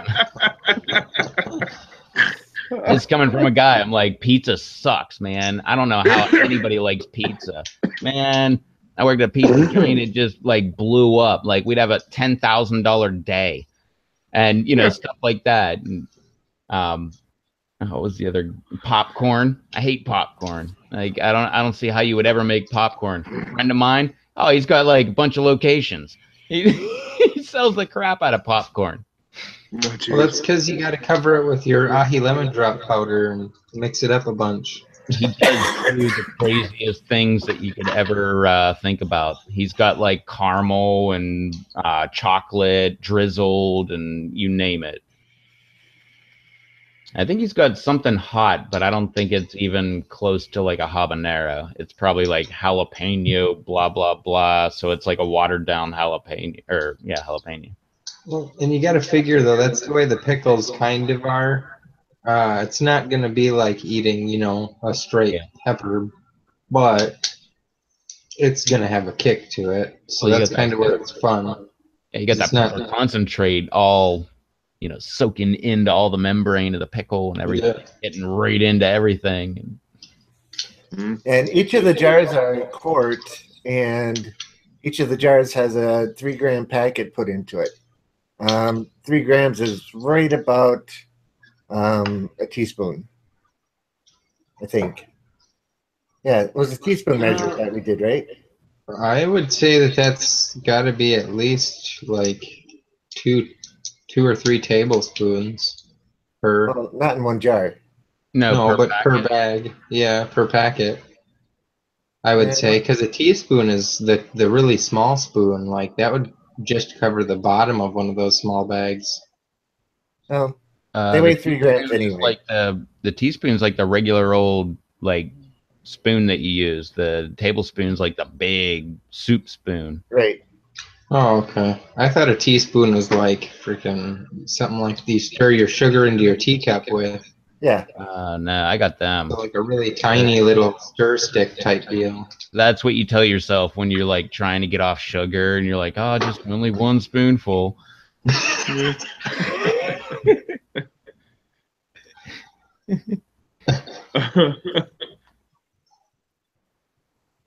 Yes. Jared, that was insane. Nah, I missed that. I just watched it a couple hours ago. And thank you, Rip. That dude that won, I don't know how, he had to be sick afterwards. That dude that won your contest had to be sick afterwards. He was hurting bad. I held it together. He held it together the whole video. Like, oh, he was a beast. He was. Yeah. He would have kept going. He would have done the speed challenge round and won. Well, he kind of won. Like the younger dude refused to eat it, so technically, I guess he would have won without eating it. But he was just like, whatever.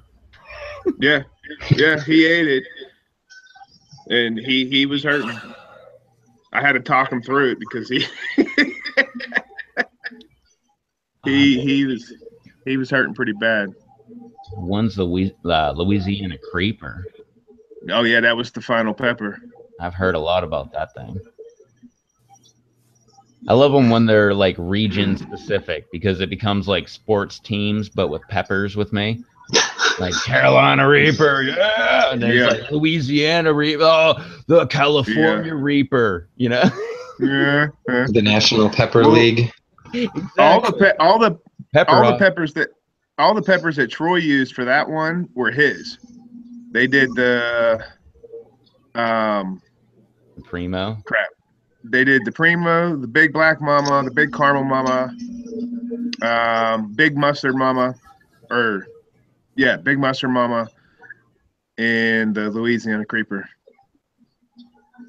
It says Louisiana Creeper is supposed to be 2 million Scoville. You know, the only thing that I have a problem with that is because it's only supposed to be 2 million.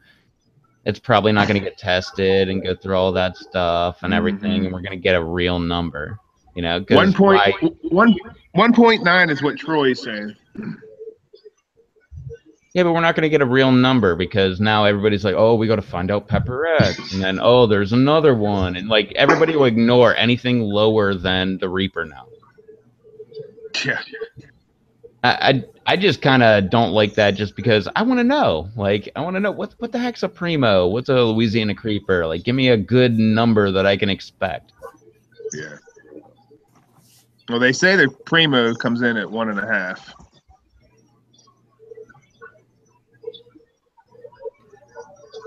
How about they're all just really hot? Yeah, pretty much. Anything over 1 million, they're hot.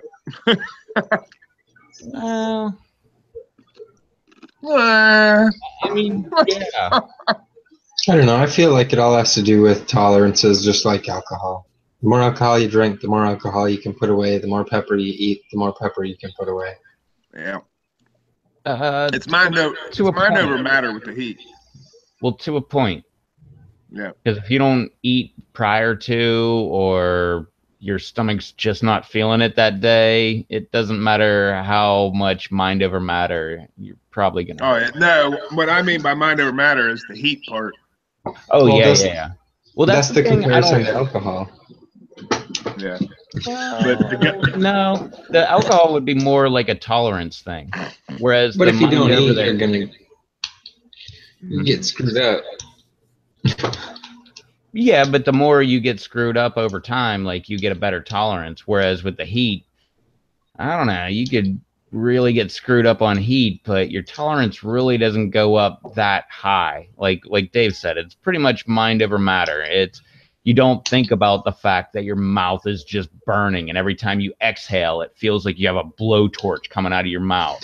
You just kind of live with it and just know like this isn't gonna last forever. It's gonna be like this for a little while, and then it's gonna go away. No, the only thing I was disagreeing with was when it actually reacts with your stomach, and there's nothing you there's can. no fighting You that. throw up. Yeah. That's not a mind game on that one. That's nature saying you're an idiot. Yeah, I would like to say that usually that's just bad preparation. You should have eaten a good meal, maybe fatty or something like that beforehand, like well beforehand. Maybe like a little snack before you actually jump into it. A good 45 minutes to an hour beforehand. The best meal I've ever eaten and I didn't get 1 ounce of cramps. We ate at Eaton Park, actually. It was their biggest burger they had and fries. So it was a good fatty meal. Didn't get 1 ounce of cramps. I was shocked. I expected it. Never got it. Didn't even get a twinge. And I've tried it here. I've made burgers here and before, and they do work. I don't know what it is with fatty meat. Yeah, sometimes they don't though. But No. like you said, you gotta like have a good amount of time beforehand. Like you can't just eat something and then like, okay, I'm ready to go. Where's that pepper? Oh, no. That could actually make it worse. And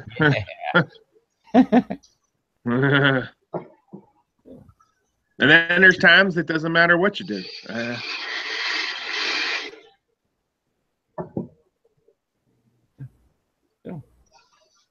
Yeah, Jared, Troy's just been, I'm sorry, he's awesome. He's just been raked through the coals. I'm hoping he really does keep that Louisiana Creeper under lock and key this time. Doesn't share it with anybody. There's gonna be a new one. The Louisiana Creeper. He's gotten his BBM and Prima. The whole issues with those, like the accusation that the Reaper is actually the Primo BBM. The seeds got leaked out. He trusted people, and then stuff got taken or shared out when it shouldn't have. And don't do that, Troy. Keep that stuff a secret. Pretty much. Hold that all on your own.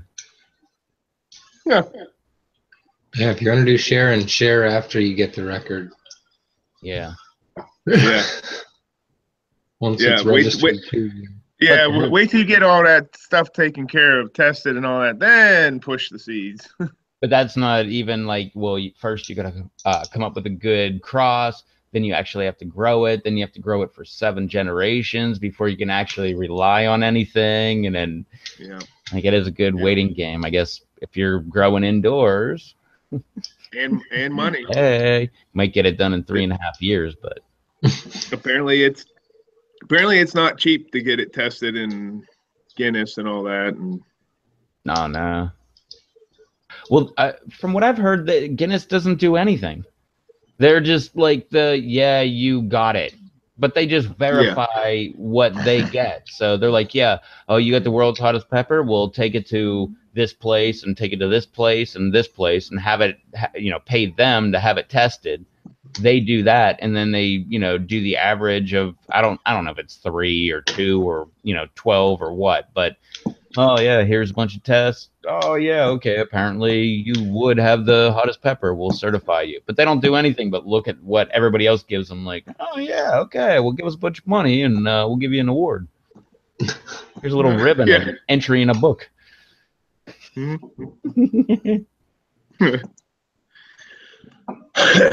Yeah, I can't wait till he releases the official BBM seeds because I want to compare it with what I'm growing. See how similar. The BBM is the Big Black Mama? Yep. Gotcha. And it is absolutely wicked. And not very good tasting, in my opinion. But really hot, but not a great flavor. nah, there's not a whole lot of chocolate pods that are. I don't like any chocolate pods. Yeah. I wasn't a fan. Yeah, none of them. Chocolate habanero, chocolate maruga. Oh, you didn't like the hot chocolate habanero at all? Nah. Huh. That was the one and only chocolate pot I liked for the longest time. It was hot. I'll give it that. Yeah. It was a lot hotter than a habanero, but I don't know. It was just like bitter. But then again, maybe it was the way I grew it. It was only one plant that I took all of the pods off of. Yeah, Charles said he likes the chocolate bootleg. See, the chocolate bootleg, it was okay. But I think there's still that, I call it earthy bitterness that's pretty much across the board with any chocolate pods that I've ever tried, really.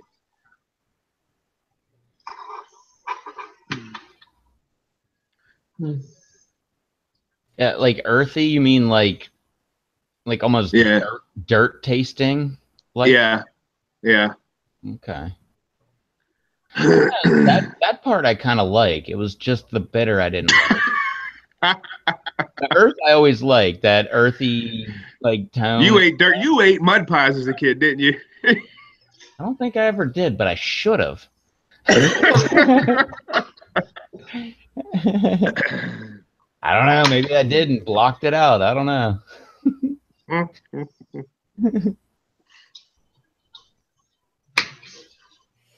Yeah, I'm interested to see what the chocolate bootleg does next year.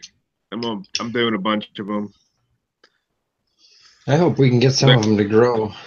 Which the chocolate bootleg would be a chocolate crossed with a ghost crossed with a douglas, right?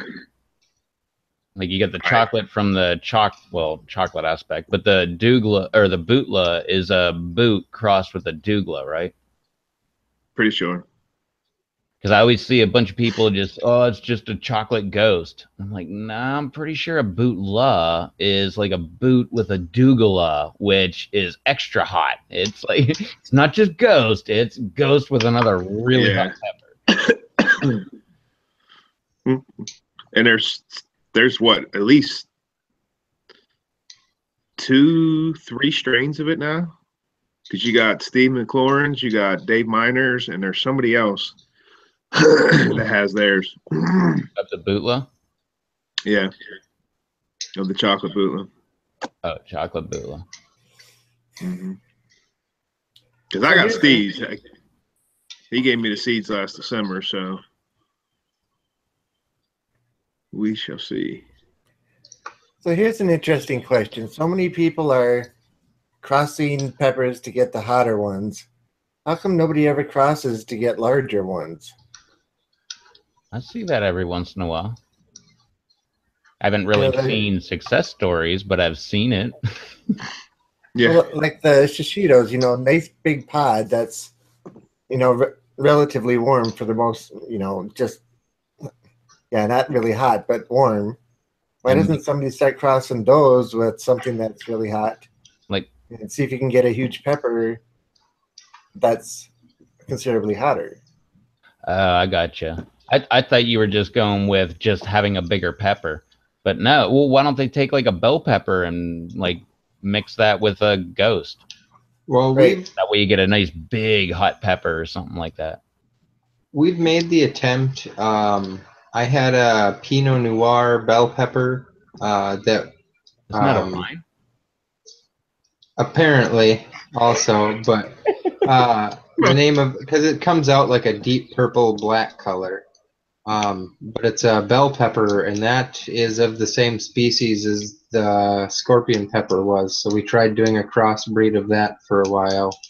But then my plant died off for some reason, and I think it was just because of the way we were probably trying to do it.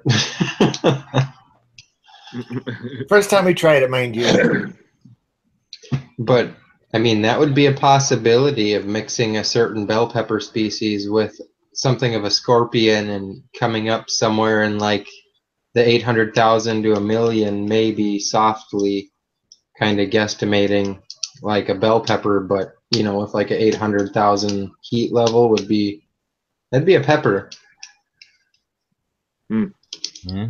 There's a lot of people on the Pepper Lovers forum doing different crosses. I don't know. I always feel like that's just outside of where I'm at. But I think too, part of it is when you're getting that hot, do you really want to have a pepper that's the size of a small pumpkin to have to cut up and add to your dish or try and save? Whereas you can have just this tiny little deal, cut up all of that, put it to your whole dish, and you're like, yeah, that's good. Well, that's why I was thinking when Rob brought that up was more of like low level heat. That way you make a big pepper, but have it like have a really great flavor, like I don't know, we'll just say ahi lemon or sugar rush, but it's the size of a bell pepper. Like that would be kind of interesting. Mm-hmm. Yeah, it doesn't have to be the super hot, but Well, on the PLC, Susan put up a picture of a red ricotta. She was holding it in her hand like it was a huge pepper. Mm-hmm. And the seeds that she sent me, some of them actually say giant red ricotta. So I wonder if that's the size of the pepper that it's going to show up as. You know, that was a good sized pepper. Mm-hmm. good luck with those seeds. And those things can get pretty big. Yeah, I could not get one to sprout. We had like a ricotta contest going, or not a ricotta, same family, but Manzano. Yeah. Yeah, Challenge wrong accepted. pepper. Wait, you got Manzano seeds? No, I'm gonna try and get these ricottas to grow. They're same family, right, Dave? Yeah. They're both sauce peppers. Yeah. Yeah, I tried. I could not get those things to grow at all. I had little test ones. I had one on my kitchen counter, one inside the garage where it's hotter. I had one in the greenhouse. I had one sitting outside on the deck, one sitting outside not on the deck. I just could not get those things to grow. It was like the running joke that whole, what was that, last year? Like the whole last half of last year, like still nothing. It just surprises me that black seeds. Have you seen those? I love those seeds. Yeah. They're hard. They look like they're hard as a brick. If you bite into the pepper, you're just going to like chip a tooth. Well, just for the viewers, I'm going to go grab them. I'll be right back. Mm-hmm. I like how Jared said he crossed an orange hob with a red ghost, so maybe he just remade the Reaper. White Reaper. Yeah. Well, that's he crossed the white habanero with the Tabasco. That sounds actually kind of good. Yeah, that's kind of crosses I'm talking about. That'd be interesting to see what the flavor's like on that. Or an orange hob with a red ghost. Wait. No, it's red hob with a ghost? With a red ghost. No, it's an orange habanero with a red ghost. No, but the Reaper, that was a red habanero with a ghost. Yeah, I think like a Savina red or something like that. I have to scroll up. Yeah. Charles has got some of them big red ricotta's too, so we'll see how everybody does.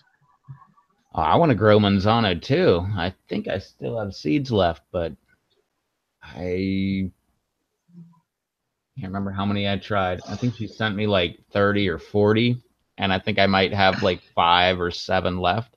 So I failed on like, a good 35. Wow. Jeez. But last year I failed on like I'm willing to bet like 1,000 seeds didn't pop up last year. Wow. I have no clue what I did wrong, but I'm not going to do that this year. Did you use the heat mats or? I tried. Yeah, I got the heat mats. I failed a bunch of times, then got the heat mats, and then tried again and failed even with the heat mats. Anyway, You gotta Rob's say holding us. something, Rob. make noise, Rob, Rob. so you can see.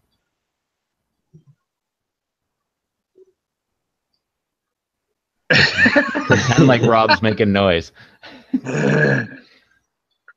Rob, you gotta Okay, say now something. I'm There you making noise. I forgot to turn the mute off on my. There you go. So yeah, I've not seen black seeds before, so that's pretty cool. I like them so far. I like them just because of the seeds. Jared says germinate them in a paper towel. I tried that. I tried the paper towel method inside the Ziploc bag, keep it moist kind of thing. I did that. Whenever I replanted them, they never came up. I got them actually to pop out of the seed. They never would do anything after I replanted them, even though I kept them reasonably moist, not too wet, not too dry. I mean, I have a tendency to keep my plants really dry, but I tried to keep them moist, but nah, I tried everything. The Ziploc bag over the double cup method, on the heat mat, off the heat mat, in the garage, in my, all that stuff. Have you tried them in Rockwool? Me? No. I've never had Rockwool. Okay, because I've had issues with like pak choi growing and set them in Rockwool. When they get big enough, you just take the whole Rockwool block and drop it right in the dirt. It disintegrates over time. Jared, I got him from Susan Garza. Who's missing? Dun dun dun.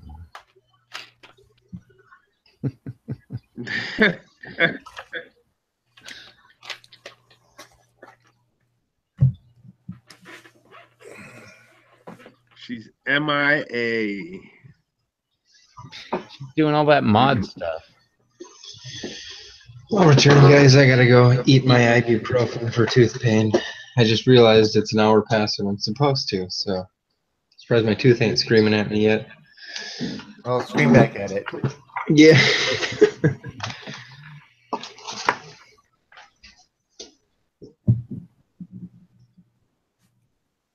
Yeah, he kind of broke a tooth.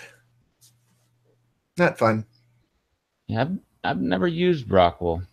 I've heard about it for like 20 years, but never used it.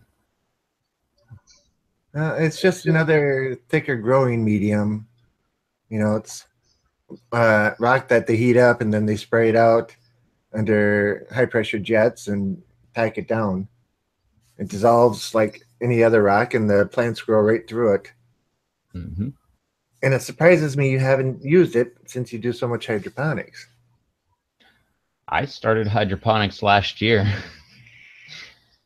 I mean, I was all aquaponic before that, and it wasn't until Dave sent me those hot pepper seeds, and I was like, well, peppers don't really seem to be doing good in the aquaponics, so I don't really want to take a chance with all these awesome peppers in the aquaponics and them not, produce anything. So that was the point where I'm like, all right, screw it. Let's go hydroponic. Like Kang was doing stuff, so I'm like, heck with it. Let's try. So like last year, I don't want to call it my learning year because I don't think I did anything different last year than this year. But last year was my first year, and I don't know, worked out really good. And then this year, I just feel like I was way behind. But besides that, I think it's just doing great. If they would have been at the level they are right now in June, I would have had hundreds and hundreds and hundreds of pods off of each plant. Jared just bought a bunch of seeds tonight, 25 packs for $20. Not bad. Got a ton of brain strains and other oddball crosses. That's right now. I price. think I have 50 different pepper type seeds that I want to grow.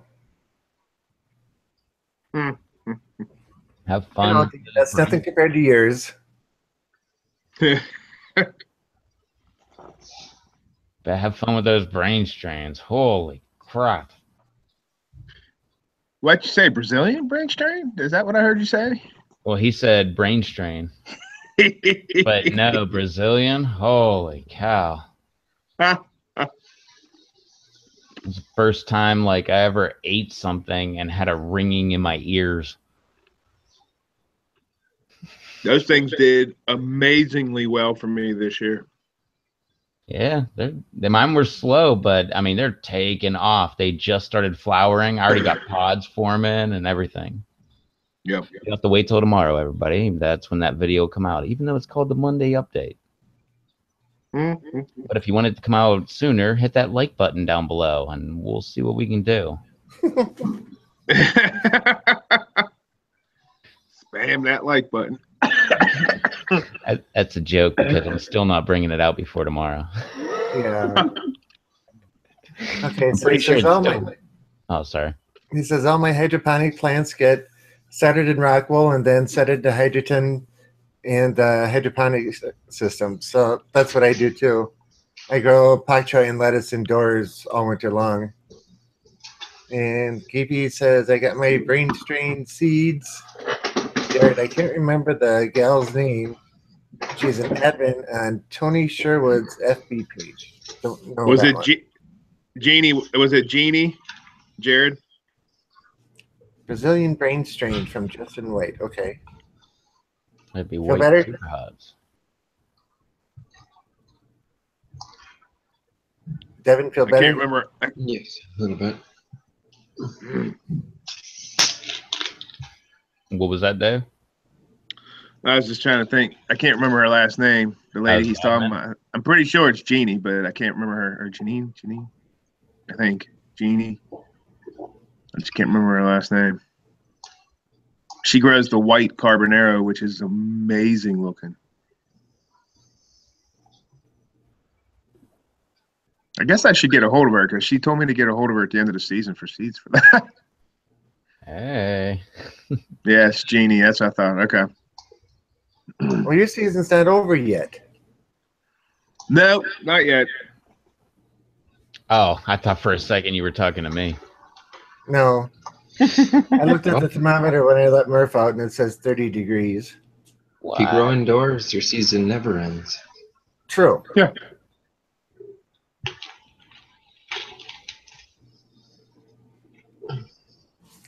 A few more months, and the scorpion will be 4 years old. Jeez. Yeah, I can't believe that. Or if you move like a couple more parallels down, or parallels, longitudes, whatever the heck it is, down from me, you can grow outdoors all year long. Just a few. I remember going through South Carolina going, holy cow, they got like all these palm trees and everything, like the good palm trees, not like the hardy ones that we get up here that you have to import.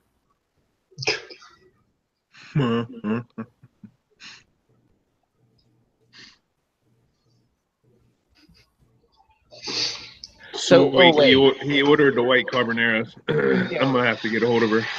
I believe I just asked you the last time we were live. What is the carbonero cross between? It's the habanero and a what? Oh wait, you told me, and I was like, yeah, I'm never gonna remember that because it's nothing like carbon. It's a carbon boot 7-pot cross with a habanero. Well, what's a carbon boot? I mean, obviously a ghost, but what's the carbon part? The color, I would assume. So I can't remember what the actual cross is for the carbon boot. what color is carbon? Does it look like carbon fiber, where it's got like the inlay and everything on it? And... No, that's just the name because there's there's a carbon boot 7-pot yellow, carbon boot 7-pot red. People were out there faking it by putting that cloth wrap around there and then spraying the spray paint all over it. Like, oh yeah, it looks like carbon fiber to me. Jeez. What you can do to your hood. Oh, look. That's what I should do with my hood.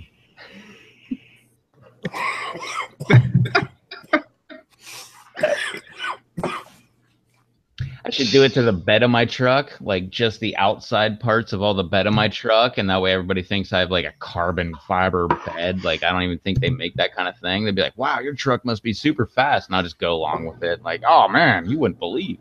Like I'd never even hit it more than a quarter pedal.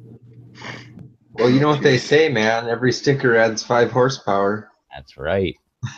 I was on Roadkill the last one. Look, it's got race stickers all over it. It's already fast. They help streamline all the cracks for the aerodynamic feel. Just lay stickers over the body gaps. You're good. That's a bonus feature. Uh, Oh, there you go, Dave. There's our.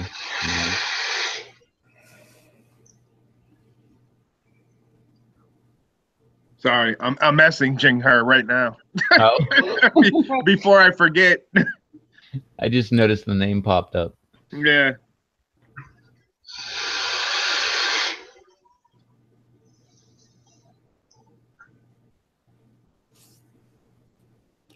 So, Rev, what are you going to eat tonight? There you go, Rev. That's what it looks like. That doesn't look like carbon fiber at all. It's a Indian pepper. Well, that's what the boot is. Yeah, this one is too. Because it's, yeah, carbon. It says it's boot Jolokai Indian carbon. I probably butchered the crap out of that. I love hearing people say the name. JT cracks me up every time he's talking about it. Bahoot?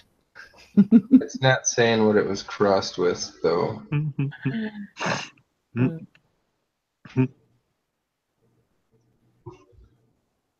What was it? How did he pronounce Allegheny? Oh, that was driving me crazy. I was laughing, but he.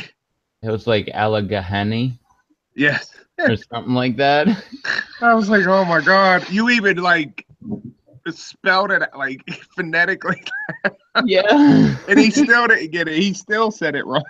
I was gonna say I messaged him beforehand. I like actually put pronunciation, emphasis on everything, like Allegheny. I think he said Allegheny or something like that at one point. Yeah. I was like, look, it's nothing like the way it's spelled. It's an Indian word. Like they just go with the way people say it. But that made me laugh every single time I heard him say it, especially when he was like, Allegheny. Yeah. Wait. Get. And every time he would pause, I'm like, oh, this is so awesome. But I love that where foreigners go to a different place and they can't pronounce a thing, including myself when I go somewhere like to some Spanish place. I'm like, El Doro de Ecuador, you know, like. Always cracks me up. Did you watch him try the El Oro? Yeah. I knew he'd like it. Well, apparently they had a dud with Shock Scott. Yep. Like she tried it. She was like, oh, no heat. And then he tried hers and was like, what the heck? There's no heat. Yeah. He's like, I got punked by my own plant. I love how he was surprised by that. Like sometimes they'll do that. I knew he would like it, even with the heat, because it's not a real hot variety. Yeah, when he jumped right into it, I was like, oh, this one can't be that hot. Because after that ghost pepper, he's probably going to be really cautious. But I kept commenting about it, like, you know, you're going to do it, yada, yada, yada. And that's why he said, you had me a little concerned, Dave. Yeah, especially because I keep commenting like, hey, man, when are you going to try that MA Wartrix? Yeah, yeah. He may like defriend you, unfriend you. I made a video of me eating 2 different MA Wartrix, so I told him to watch them first and then decide if he wants to do it. Because one was just, I don't know, it just looked like like habanero-esque, and then the next one, that thing it looked like a diamond. Like it was perfectly, you know, like those teacups the other day. I think it had a little bit of a tail too. I've noticed that though, each pepper is not grown equal. We'll have peppers come off 5 different styles off of one plant sometimes. Yep. Even the ones that they say are stable will still put out. It's just the way. Yeah. I mean, Peach Ghost I got. The video that comes out apparently tomorrow. That thing, you look at that thing, it's got like habanero looking ones, it's got long like ghost pepper looking ones, it's got short little plump habanero looking ones, and it's all over the map. And it's all like the same plant. Well, obviously. I mean, as long as they taste great and hit great, who cares? I mean, they can look different. It's all got the same relative scale. I'm kind of wondering, like, do the habanero looking ones, or maybe those less hot than the ones that look like ghost pepper like, or I don't know. Kind of sounds like I should start a video series, but I kind of don't want to do that. Well, I know, like with Rob's MOA Red, one half of the plant was growing regular MOAs that looked just like regular MOAs, and then the other half, they looked like really big jalapenos, but were red. It was just, yeah, one half exactly was normal, the other half was MOA Reds, but it was all the same plant that was growing them. And the MOA Reds are hotter than the standard MOAs that came off the other side of the plant. Yeah. Yeah, I think what I was thinking of was like the different offshoots. Like one offshoot will have like habanero looking things, and then one offshoot will have ghost looking ones. So there's only one issue. Well, with this plant, it started out all yellow, and then red ones started showing up on the right-hand side. And then about 3/4 of the way through the season, all of them turned red except for one yellow one. And then the last ones that came off, there were like 7 or 8 pods, and all but one of them were yellow except one was red. So red was coming off of both sides of the plant, and yellow was coming off both sides of the plant at different times. Huh. I have no idea why.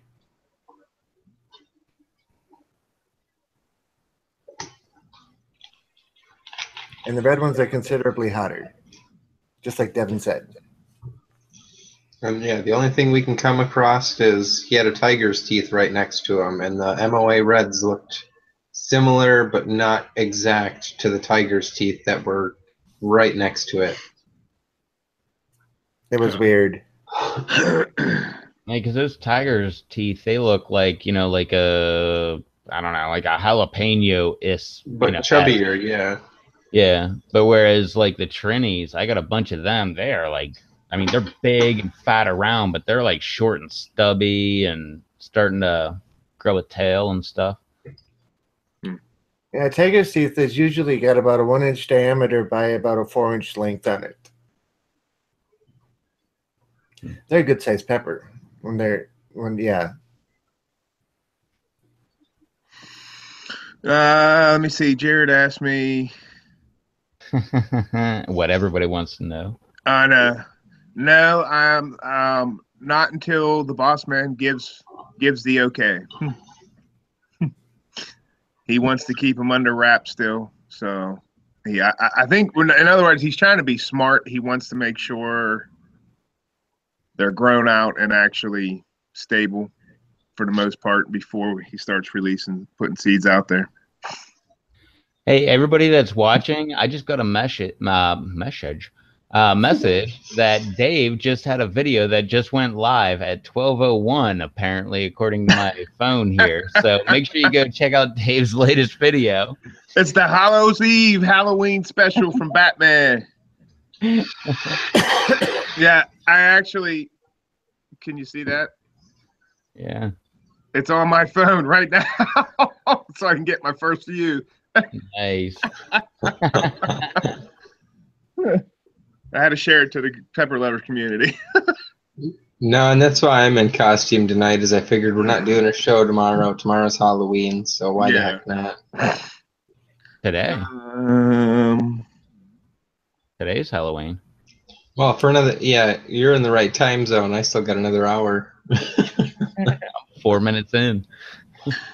No, Gage, I haven't tried that one. I don't even know how to say that. Lithium oxide? Oxide Scotch bonnet.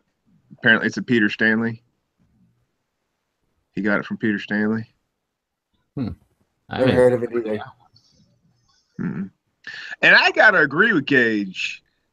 I'd say out of all my super hots, when it comes to like the Reapers, Primos, different things like that, my yellow Primo did the same thing. Most uniform, pretty much, I'd say 98, 99% of the pods all came out looking like they should. Now, they didn't come out super huge, a lot of them, but I had that issue with the Primos and Reapers this year.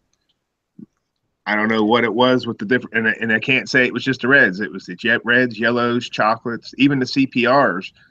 I mean, they came out nice, but nothing ever really plumped up big. Still got a ton of pods. Like my Reapers, everybody's talking about their Reapers not doing anything. I got a crap load of Reapers this year and Primos, but they were only about 3/4 of the size of what they normally would be if I grew them in a bucket. What's the CPR? CPR's Chocolate Primo Reaper. It's a Butch T. Gotcha. Butch Taylor's. Every time I hear an acronym, I'm like, I gotta know what that acronym is. If I don't ask, people will like keep talking about it, and then I'm like, oh, I should have asked like when they first brought it up. Huh. With the BTR.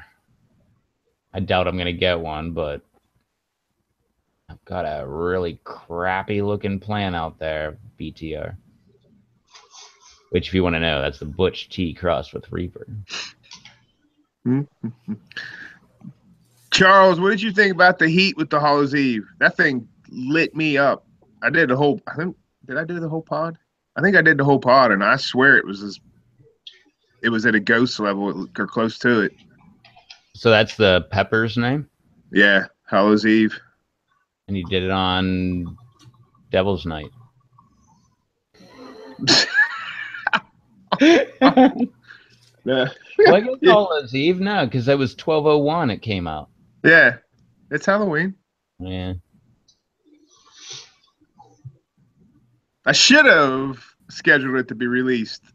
Yeah, you're right. I should have scheduled to release at 11:58 or something. Well, that'd have been Devil's Night. No, you put it out on All Hallows Eve. That would be right now. Yeah. No, you're right on. No, I jumped on that and I was like, no, I'm wrong. You beat me by a minute. Not only 12 o'clock, but 12:01. Yeah, see, Charles said the same thing. He agrees. That sucker's hot. I wasn't expecting it to be quite that bad. The pot is all placenta. Yeah, it really was. If you see the pictures when I show it, the whole inside, I mean, it really is. And it's actually good flavored. I was kind of shocked. I get the hiccups. Yeah. It lit me up pretty good. You know that mind over matter thing? Yeah, the matter won. I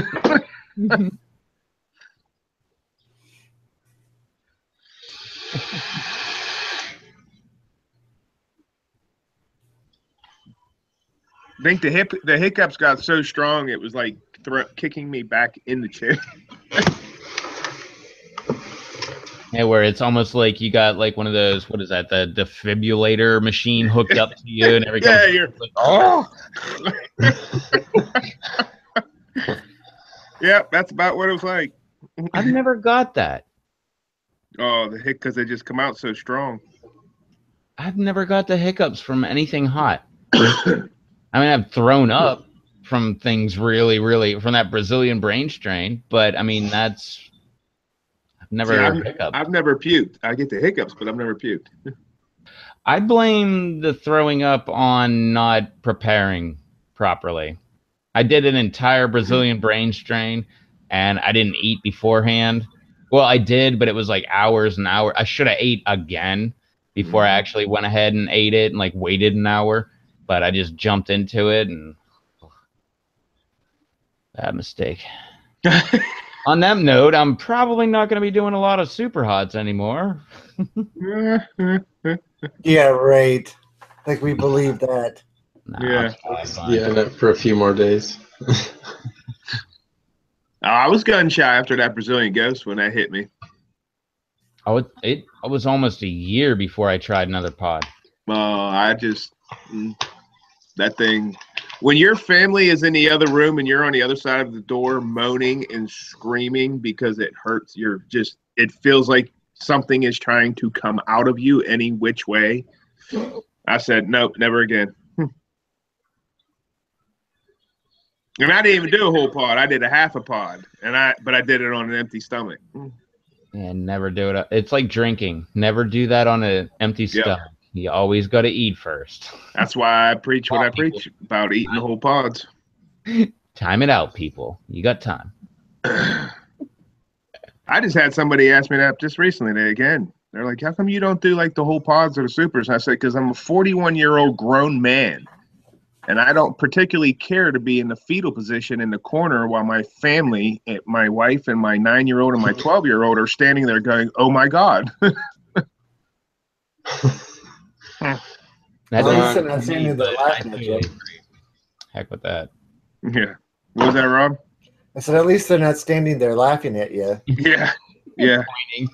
Yeah. Oh, look over there. Well, they would nowadays if it would happen. I guarantee, and when I do get that mild discomfort and I end up on there's been multiple pictures posted because my daughter grabs my phone and takes pictures. Jordan. So then I feel the compulsion to post them. This is what happens. Shout out to the genius of Jordan. Yeah. Oh. Shit. Oh, Dad's down for the count. Get the camera. He'll live. He's hurting.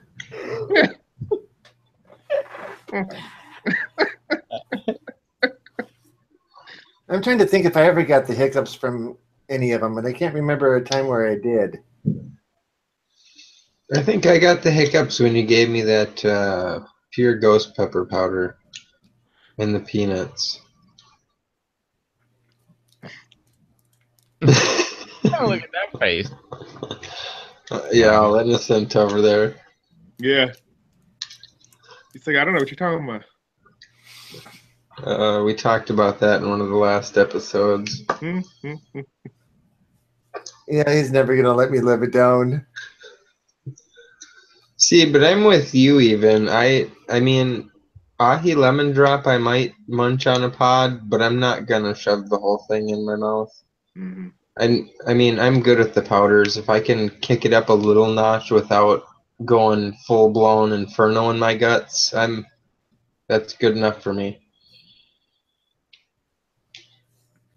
Yeah, I take and put powder in just about everything I eat now. Oh, yeah, I use powder. Even when I have fresh, 600 plants this year, and I still use powders every day. Well, you can regulate how much you put in and make it as hot as you want, and you don't have to worry about the extra pieces not being used and getting tossed. And I use the fresh, especially during the harvest season, but, I just can't help it.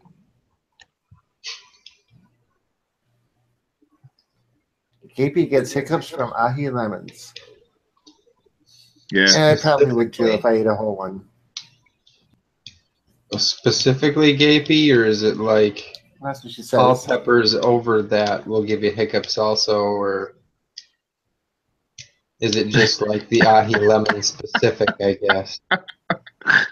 I'm sorry, I'm ready to gauge his comment. I feel like the hiccups is my body's way of saying, what the hell did you just put in me? Kind of a mini rejection, but no puke yet. No, I've had the unfortune of when I wasn't a big into eating peppers as frequent as I am. I think a buddy of mine gave me a Scotch bonnet MOA Scotch bonnet, and it was dried, and I don't know if it was dried well, and so like there's so many other outlying factors that could have contributed to me vomiting, other than just the pepper and the heat. But man, I got that thing down, and we made it like 6 blocks from his house. I made him pull over, threw up on the side of the road, and it wasn't even puke. It was just pepper seeds and placenta and skin and phlegm, and that was it. But it just burnt so much more coming back out than it ever did when it was just in my stomach, and that was the worst part. Yeah. Was because once it mixed with that mucus, that was it. Well, now you know what Adam felt like. Oh yeah, but his was much worse with 3 grams of scorpion. Yeah. They got it all on video too, but nobody's got the guts to take and post it. See, and I don't know why he survived. He should claim the credit. I mean, he did it. Yeah, I totally agree, man. When it comes back up, oh, that's a whole different level than going down. You gotta figure that acid from the gut with that oil. Ugh. Oh, it spreads it too. That's what did me in with that Brazilian. It wasn't eating it and throwing up. It was eating it and throwing up. It was, ugh. Well, and the thing with throwing up, though, too, is you don't snort the pepper on the way down. Like when you throw up, it goes back up into your nasal cavity, and now your nose is like, you mother... Everything's saying that. The back of your I'm telling you. The tops of your lungs, everything. And then you got to breathe that stuff back in over and over again until it dies away. Yeah, no, but now, like, that MOAs, now that I'm used to the ahis, that's nothing to me. Or at least not as much as it used to be. Like the chocolate scotch bonnet, like in the last video when I was talking about how I ate that bowl of mac and cheese, that was a pinch or a couple of pinches. It wasn't a lot, but I mean, I was crying sweat from my eyelids. I love that. I love that when right below your eyes are sweating. Gaby Scrub says I get hiccups from ahi lemons. Yeah. It sucks. Yeah. Like I said, I've never gotten the hiccups. Jared said I clean the seeds and placenta out for cooking. LOL. I'm in it for the taste, and they're still crazy hot even after cleared out. What is your opinion, everybody, about cleaning out the seeds? I got in an argument the other day with one of my good friends, and I might as well say the whole context. That way it would be even funnier. I was talking about, I watched a video with Action Bronson. If you follow Hot Ones, you follow First We Feast, and they did like the ultimate breakfast or the ultimate sandwich. And Action Bronson was in there cutting up jalapenos, and he's like, I never clean the seeds out because I want to keep that heat in there. And I was like, man, like respect level, like kind of dropped a little right there. Like you're supposed to know what you're talking about with food and stuff like that. Like I could be totally wrong. Like apparently the dude's like a rap guy and like got into food, and he looks like he loves food and he smokes a lot of weed. So I'm sure he loves food, but I don't know, like with the whole like seeds in the jalapeno. It wasn't even a habanero. It was a jalapeno. And he's like, I want to keep those seeds in there because I want to keep that heat in. What's your opinion about cleaning seeds and placenta out whenever you use a pepper? Like I always clean out seeds. I don't see why you should put seeds into cooking. I save them or throw them away. The seeds in the placenta have a bitter flavor to begin with. They have no flavor value with the actual fruit itself. Is it the seeds or the placenta that have the bitter, or both? Both. Remember, like I did that ice cream scorpion last week? Yeah. Once I really got into the placenta is when the bitterness kicked in. It was just bitter, the placenta itself. But the fruit is where all the flavor's at. So if you're cooking, you're wanting the fruit. But a lot of the super hots have that placenta lining all inside the fruit. So you're still going to get an extreme heat, even when you cut that core out. You'd think you'd almost have to like rinse it in some sort of warm milk or something, something fatty to pull some of that capsaicin out of the core if you didn't want it to be hot. Yeah. Well, that was the other part of what I was trying to, as the Silver says, Rev's dog. But yeah, no, that was the other part of the whole thing was apparently with non-super hots, like the majority of the oil is in the placenta, which is where the seeds are. So that would be why everybody says that the seeds are hot. But with super hots, apparently there's so much oil that it's in the entire walls of the pod instead of just the placenta. And that's why they're so bumpy and wrinkly, because there's so much extra area or mass of the pepper. If you would actually iron it out, it would be like a much bigger pepper. Yeah. But because of all the bumps and everything, that's where it's all hidden. According to one article that I read and cited that as fact. I put it on Pepper Lovers forum, and nobody put up anything that said I was wrong. Obviously, it must be right. See, Gage said he doesn't mind the placenta, but seeds are nasty. See, that's if I'm eating it fresh, I leave the placenta in. I don't take it out. Yeah. But if I got a nasty super hot that I'm just going to use to heat up, like say if you're going to put it in chili, if I want to capture that flavor, I'm going to cut the placenta out. If I'm going for straight heat, I'm leaving the placenta in. Because I've like cut out placenta. If you just take a piece of the placenta out and eat it, it's just you'll know where the bitterness comes from in the super hots. But seeds, yeah, everybody knows how I stand with seeds. I don't like munching on a mouthful of seeds. I'm not a big seeds guy. I'll cut out the whole core more or less, leave the ribs on the side, and other than that, everything else goes. Yeah. That placenta comment, that makes me think that I might have a video coming out. Just eating the placenta out of a super hot. Oh my god! Oh god! YouTube would really like that title. Oh my! It's Get so a potato peeler, just skin it and eat everything on the inside. It's so bitter, so bitter. Anyway, Rob was asking earlier, what do you got to munch on over here? I've been holding off forever. I still have not opened the flavor series here, the other two. I've got the jalapeno splash, and I've got the Kung Pao Rush. Kung Pao Rush, 2 out of 5 flames. Jalapeno splash, 1 out of 5 flames. Chug the one and then chug the 2. Well, that's the problem. I don't even have a full-size spoon. I've got like it's almost full size, but I don't want to do like an entire spoonful because like it's not gonna be hot. It's not gonna be that hot anyway. But I would rather use it to actually flavor some chicken or pork or whatever. So, but whatever, I'll still try them. Gappy. Sorry, do the jalapeno one first. Gappy, she commented on my video already, so she's watching here and watched my video. Yes, it is actually a pretty looking pepper. Nice. Yeah, throw a thumbs up over there. Make sure you get a thumbs up. Thumbs up always helps promote the channel.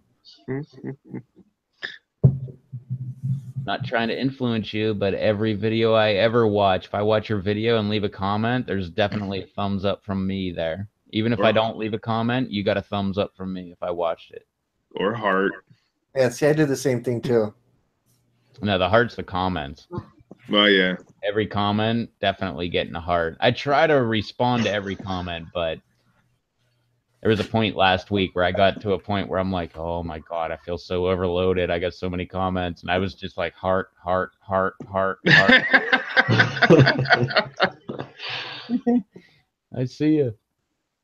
And Troll didn't show up. Man, his comment on my last video, the catfish footage, oh my God, that thing cracked me up. It was a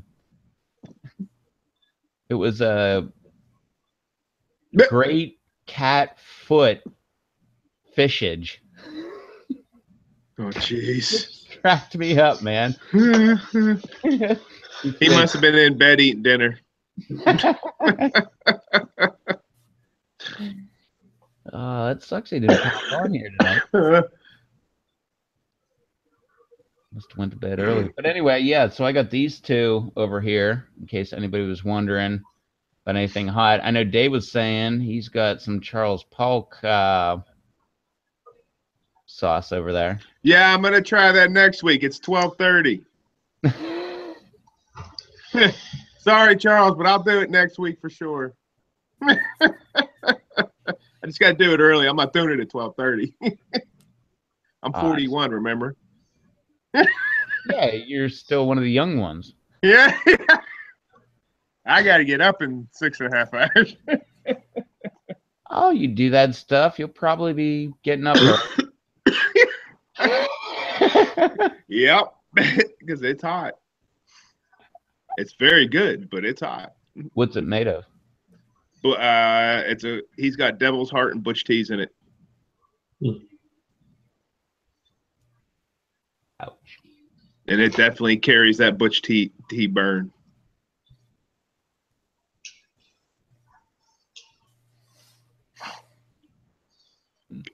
It's definitely what I use. It drops. I don't like pour it. Well, there you go, Rob. There's an idea. Use your jalapeno sauce and dip it in a jalapeno. Put a couple drops on there. Then get your Kung Pao and figure out what pepper's in there and put a couple drops on there and use that as your spoon. Actually, Tostitos scoops work really well. Give yourself a little shot of salsa. That jalapeno splash, Tom, I'm telling you, on a scoop is awesome. I've got some corn tortilla chips. Mm-hmm. Now you're gonna find him his new favorite party salsa. I'm telling you. Well, Donna was taking those scoops and putting a little bit of shredded cheddar cheese in the bottom. Oh, nice. Putting it in just to get it just slightly melted, and then she'd put the sauce on top. And I mean, she'd have a plate full of them.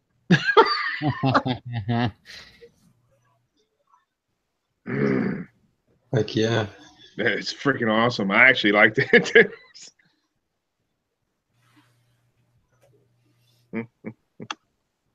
I haven't tried it yet. Still unopened. Have you ever had a Verde sauce before? Verde, yeah. That's Okay. usually my favorite. I like green sauces. That's what that's very, very similar to. I mean, it's not hot, but I mean, and ours actually got a little spicier near the bottom, like halfway down, I should say. Like, because all of a sudden the kids were like, it's getting spicy. I'm like, you're out of your minds. It's like there's barely even a bite to that. And I tried it. It was like, oh, well, there is a little bit of spice down there. That's because you didn't get the shake going. And I did the shake. I even spun it on the table. Good night, Cappy. Night, Paula. Say, Paul. Okay. See you later. Hey, Devin, I think Rep needs one of our bottle shakers. Yeah. Have Shane custom make him a sauce bottle shaker. Mm-hmm. Hot sauce bottle shaker. Well, I mean, he was saying he wanted to make it all the way up to like, what, gallon jugs or something? 5 gallon. 5 gallon? Yeah, he wanted to know if we wanted a 5-gallon bucket shaker for the VG and the PG. That's called a paint shaker. Yeah. Figured he'd stop at a gallon so he could just make himself a whole thing of chocolate milk in one sitting. Yeah. That's what I'd do with it.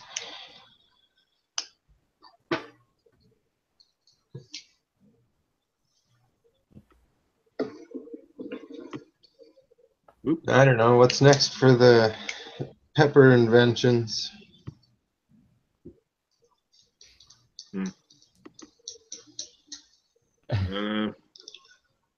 what, like bottle shakers, or talking about like I an don't know. auto pollinator, or I don't know what I'm doing with mine when I go to replant these.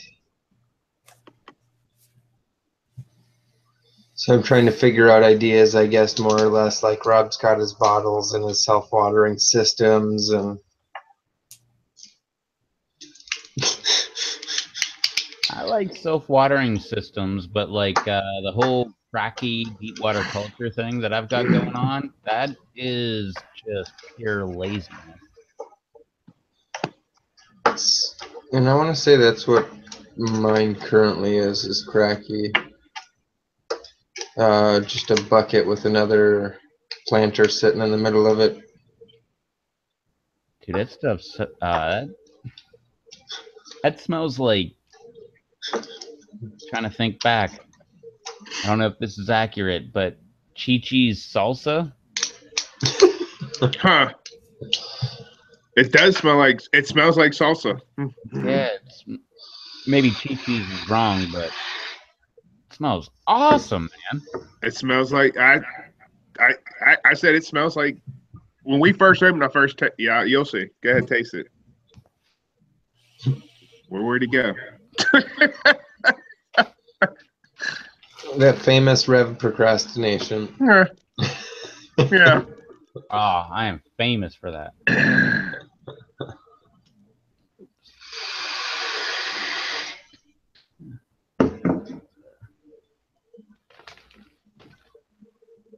That's chips. Nice.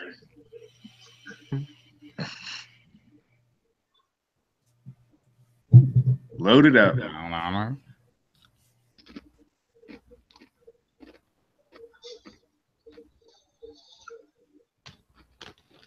That's how you'll want to eat it from now on. That stuff's really good. It's like salsa. Mm-hmm.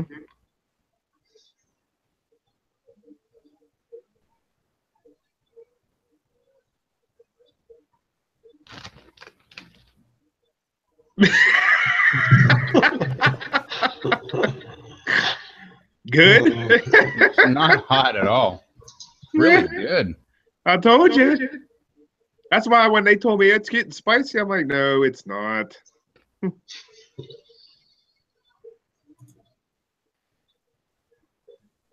But it does have jalapenos in it, so it does get it does have like a spice. But not enough to make you start sweating profusely and crying in the corner. Nah. Nah, not like a Brazilian. Nah. No, but there's a little bit of heat on there. Yeah, just the tiniest bit. Yeah, but I could keep going. That's really Gotta save some room for the other stuff. I want to try that on like some chicken or pork or something. Yeah. You can after this. Yeah, go get yourself some chicken breast boiling. Oil.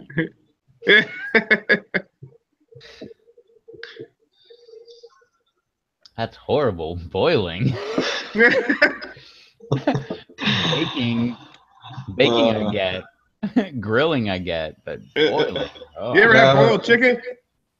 Oh, it's good, but not when you want to add hot sauce. You gotta like, do that at the end and stuff, and like add it in so it kind of like gets mixed into the meat. That's how my dad gets his chicken, is like them bulk bags, leaves it in the freezer, and then he'll grab like 3-4 pieces, throw it in a pan of water, boil it, and then just add whatever sauce to it after. Use it as like a dipping sauce for it, rip it up. I'll take it out of the boiling water and put it in the oven or put it on the grill. Give it some extra flavor. Yeah. What you got over there, Rob? Huh? That Frank's. Always, but it's not really Frank's anymore because all the extra ahi I put in it.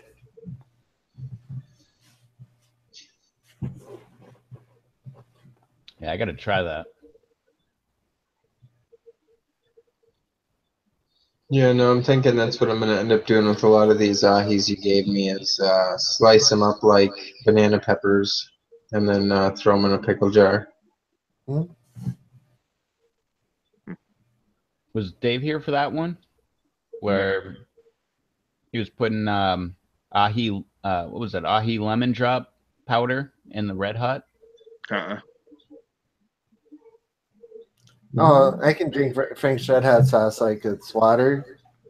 So I like the vinegar style sauces, and I'd take a 3-gram packet and put 1 or 2 of those into a bottle of Frank's hot sauce, mix it up really well, just to give it some extra flavor and a little extra heat. Now I know what to get you. Get you a bottle of Frank's Red Hot sauce with a mysteriously opened seal. The last time we went to Sam's Club, I bought a gallon of it.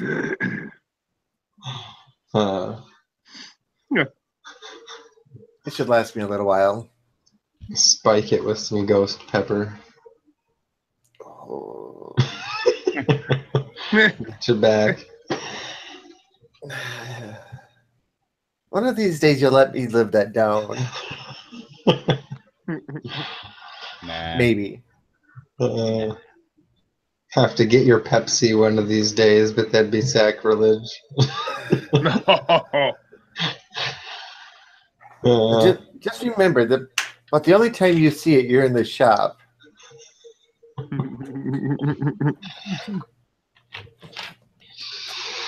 I can find lots of ways to get back at you there, but yeah, we'll leave that go.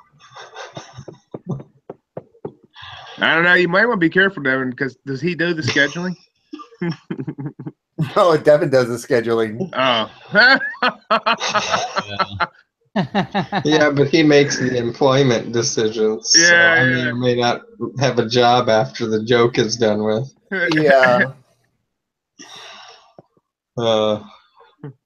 Rob signs the paychecks. Yeah.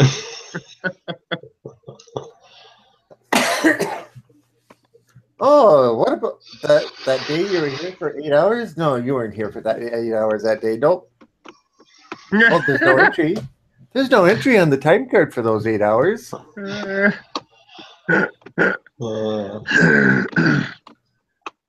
I wouldn't do something like that. Especially since he's on salary anyway.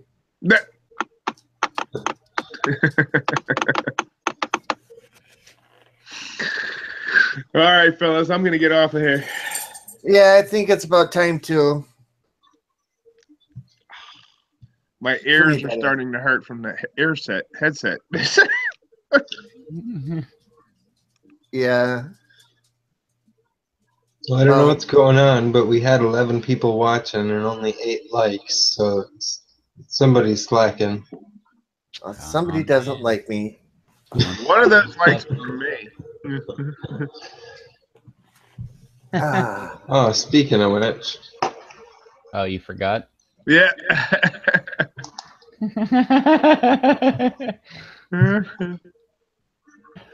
I do too for like the first hour or so, and I'm like, oh, wait a minute, I better like the video. I refuse to like any of my videos. Like it's it's one of my things. I cannot do it. I'm always... Have a good night, Anthony. Oh, what's up, Anthony? I didn't know you were here. Say, Anthony. Yep. All right, I'm gonna get off here. See you later. See ya. 1 week. I'll see you next Monday. All right. Later. See ya. Sounds good. Make sure you check out everybody's channel. Do a plug for everybody, each other. You know. Oh yeah, do a plug for each other.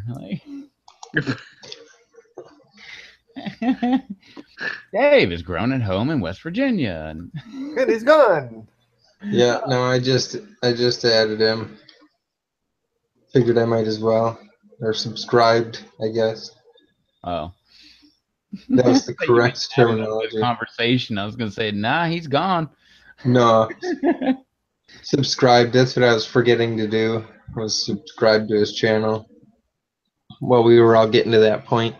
I have a really complicated YouTube name, so just look for me at Devin G on YouTube. Been doing some random pepper grow videos and the rise and fall of my peppers. Hopefully starting a new batch here soon, so everyone should hopefully get to see the rise of those guys and see where they go. And then you don't really see me much, but I kind of am a secret star in some of Rob's videos with the peppers at the shop. So you'll hear mention of me from here from time to time.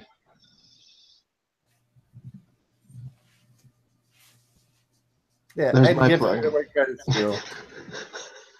Rob. Are you finished? Yeah, that was my plug. All right. Well, my channel is Rob Z, ROBB space Z on YouTube, and I like to grow stuff. Most of my videos are growing stuff, whether it be peppers or lettuce and pak choi, whether it's in buckets in the ground or in hydroponics. So always something different, and I have kind of a unique way of looking at things. So check it out. See what you think. Mr. Rev? There we go. The link I just put in the chat is Dave's channel. So if you want to go ahead and check him out, check out his channel since he wasn't here to plug himself. But no, I'm me. Yeah, you found my channel. It's here. Yeah, you wouldn't be here if you hadn't. We do things. We'll go live again. Are we going live Wednesday? Been live like every Wednesday for like the last bunch of weeks, so I don't know. Should we keep going live on Wednesday? Should we switch it to another day? I don't mind. I'm just hoping my teeth get out here soon so that I don't have to. That's why I wasn't here for the last Wednesday one. Yeah, because we were getting on Wednesday because that's when Susan was talking about getting on. Well, Susan and Dave. It was like, oh, Susan will show up Wednesday, True. and then she didn't. And then it was like, oh, Dave will show up Wednesday, and then. But no, do you want to do it again Wednesday? I forgot to ask Dave, but I can text him. I'm up for it. Yeah, as long as I got nothing going on, I'm all right. Sweet. Alex says he'll be around watching on Wednesday, so sounds good to me. Dang, how do we go from like 10 all the way down to like 4 viewers and then back up to 7? All the late nights. They late love night bloomers. They love our plugs. Oh, let's plug more things. Yeah, and I'll be on the Late Late Show next week. Oh wait, no, I won't. Just a minute, man. I'll just be here on the YouTube show.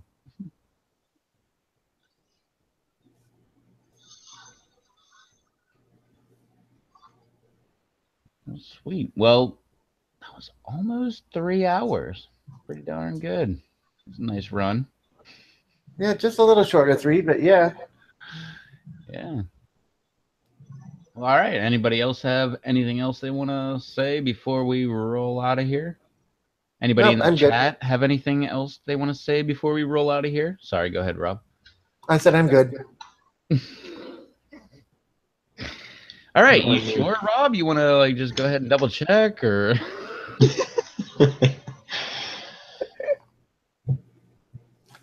Oh, yes, smart Alec. Oh yeah. All right, well, cool. Thank you, everybody, for hanging out with us. Let's see, there's still 7 people here. Happy Halloween to those of you watching. Yeah, happy Devil's Night. Happy Halloween. Happy Harvest Moon. Happy whatever you want to celebrate. Exactly. And like Alex says, keep on growing, guys. Totally agree. So anyway, that was our live stream for tonight. We were all hanging out doing things, so you should have been commenting more. So forget that thumbs up button down below. Come back and check us out. I believe we'll be back on Wednesday. If we're not, maybe we'll put up some kind of notice that we won't. Maybe we won't. Gotta keep them guessing. But anyway, thanks for hanging out with us. Thanks, everybody. Catch you later. Say goodbye, everybody. Later, Devin. Later, Rob. See you later.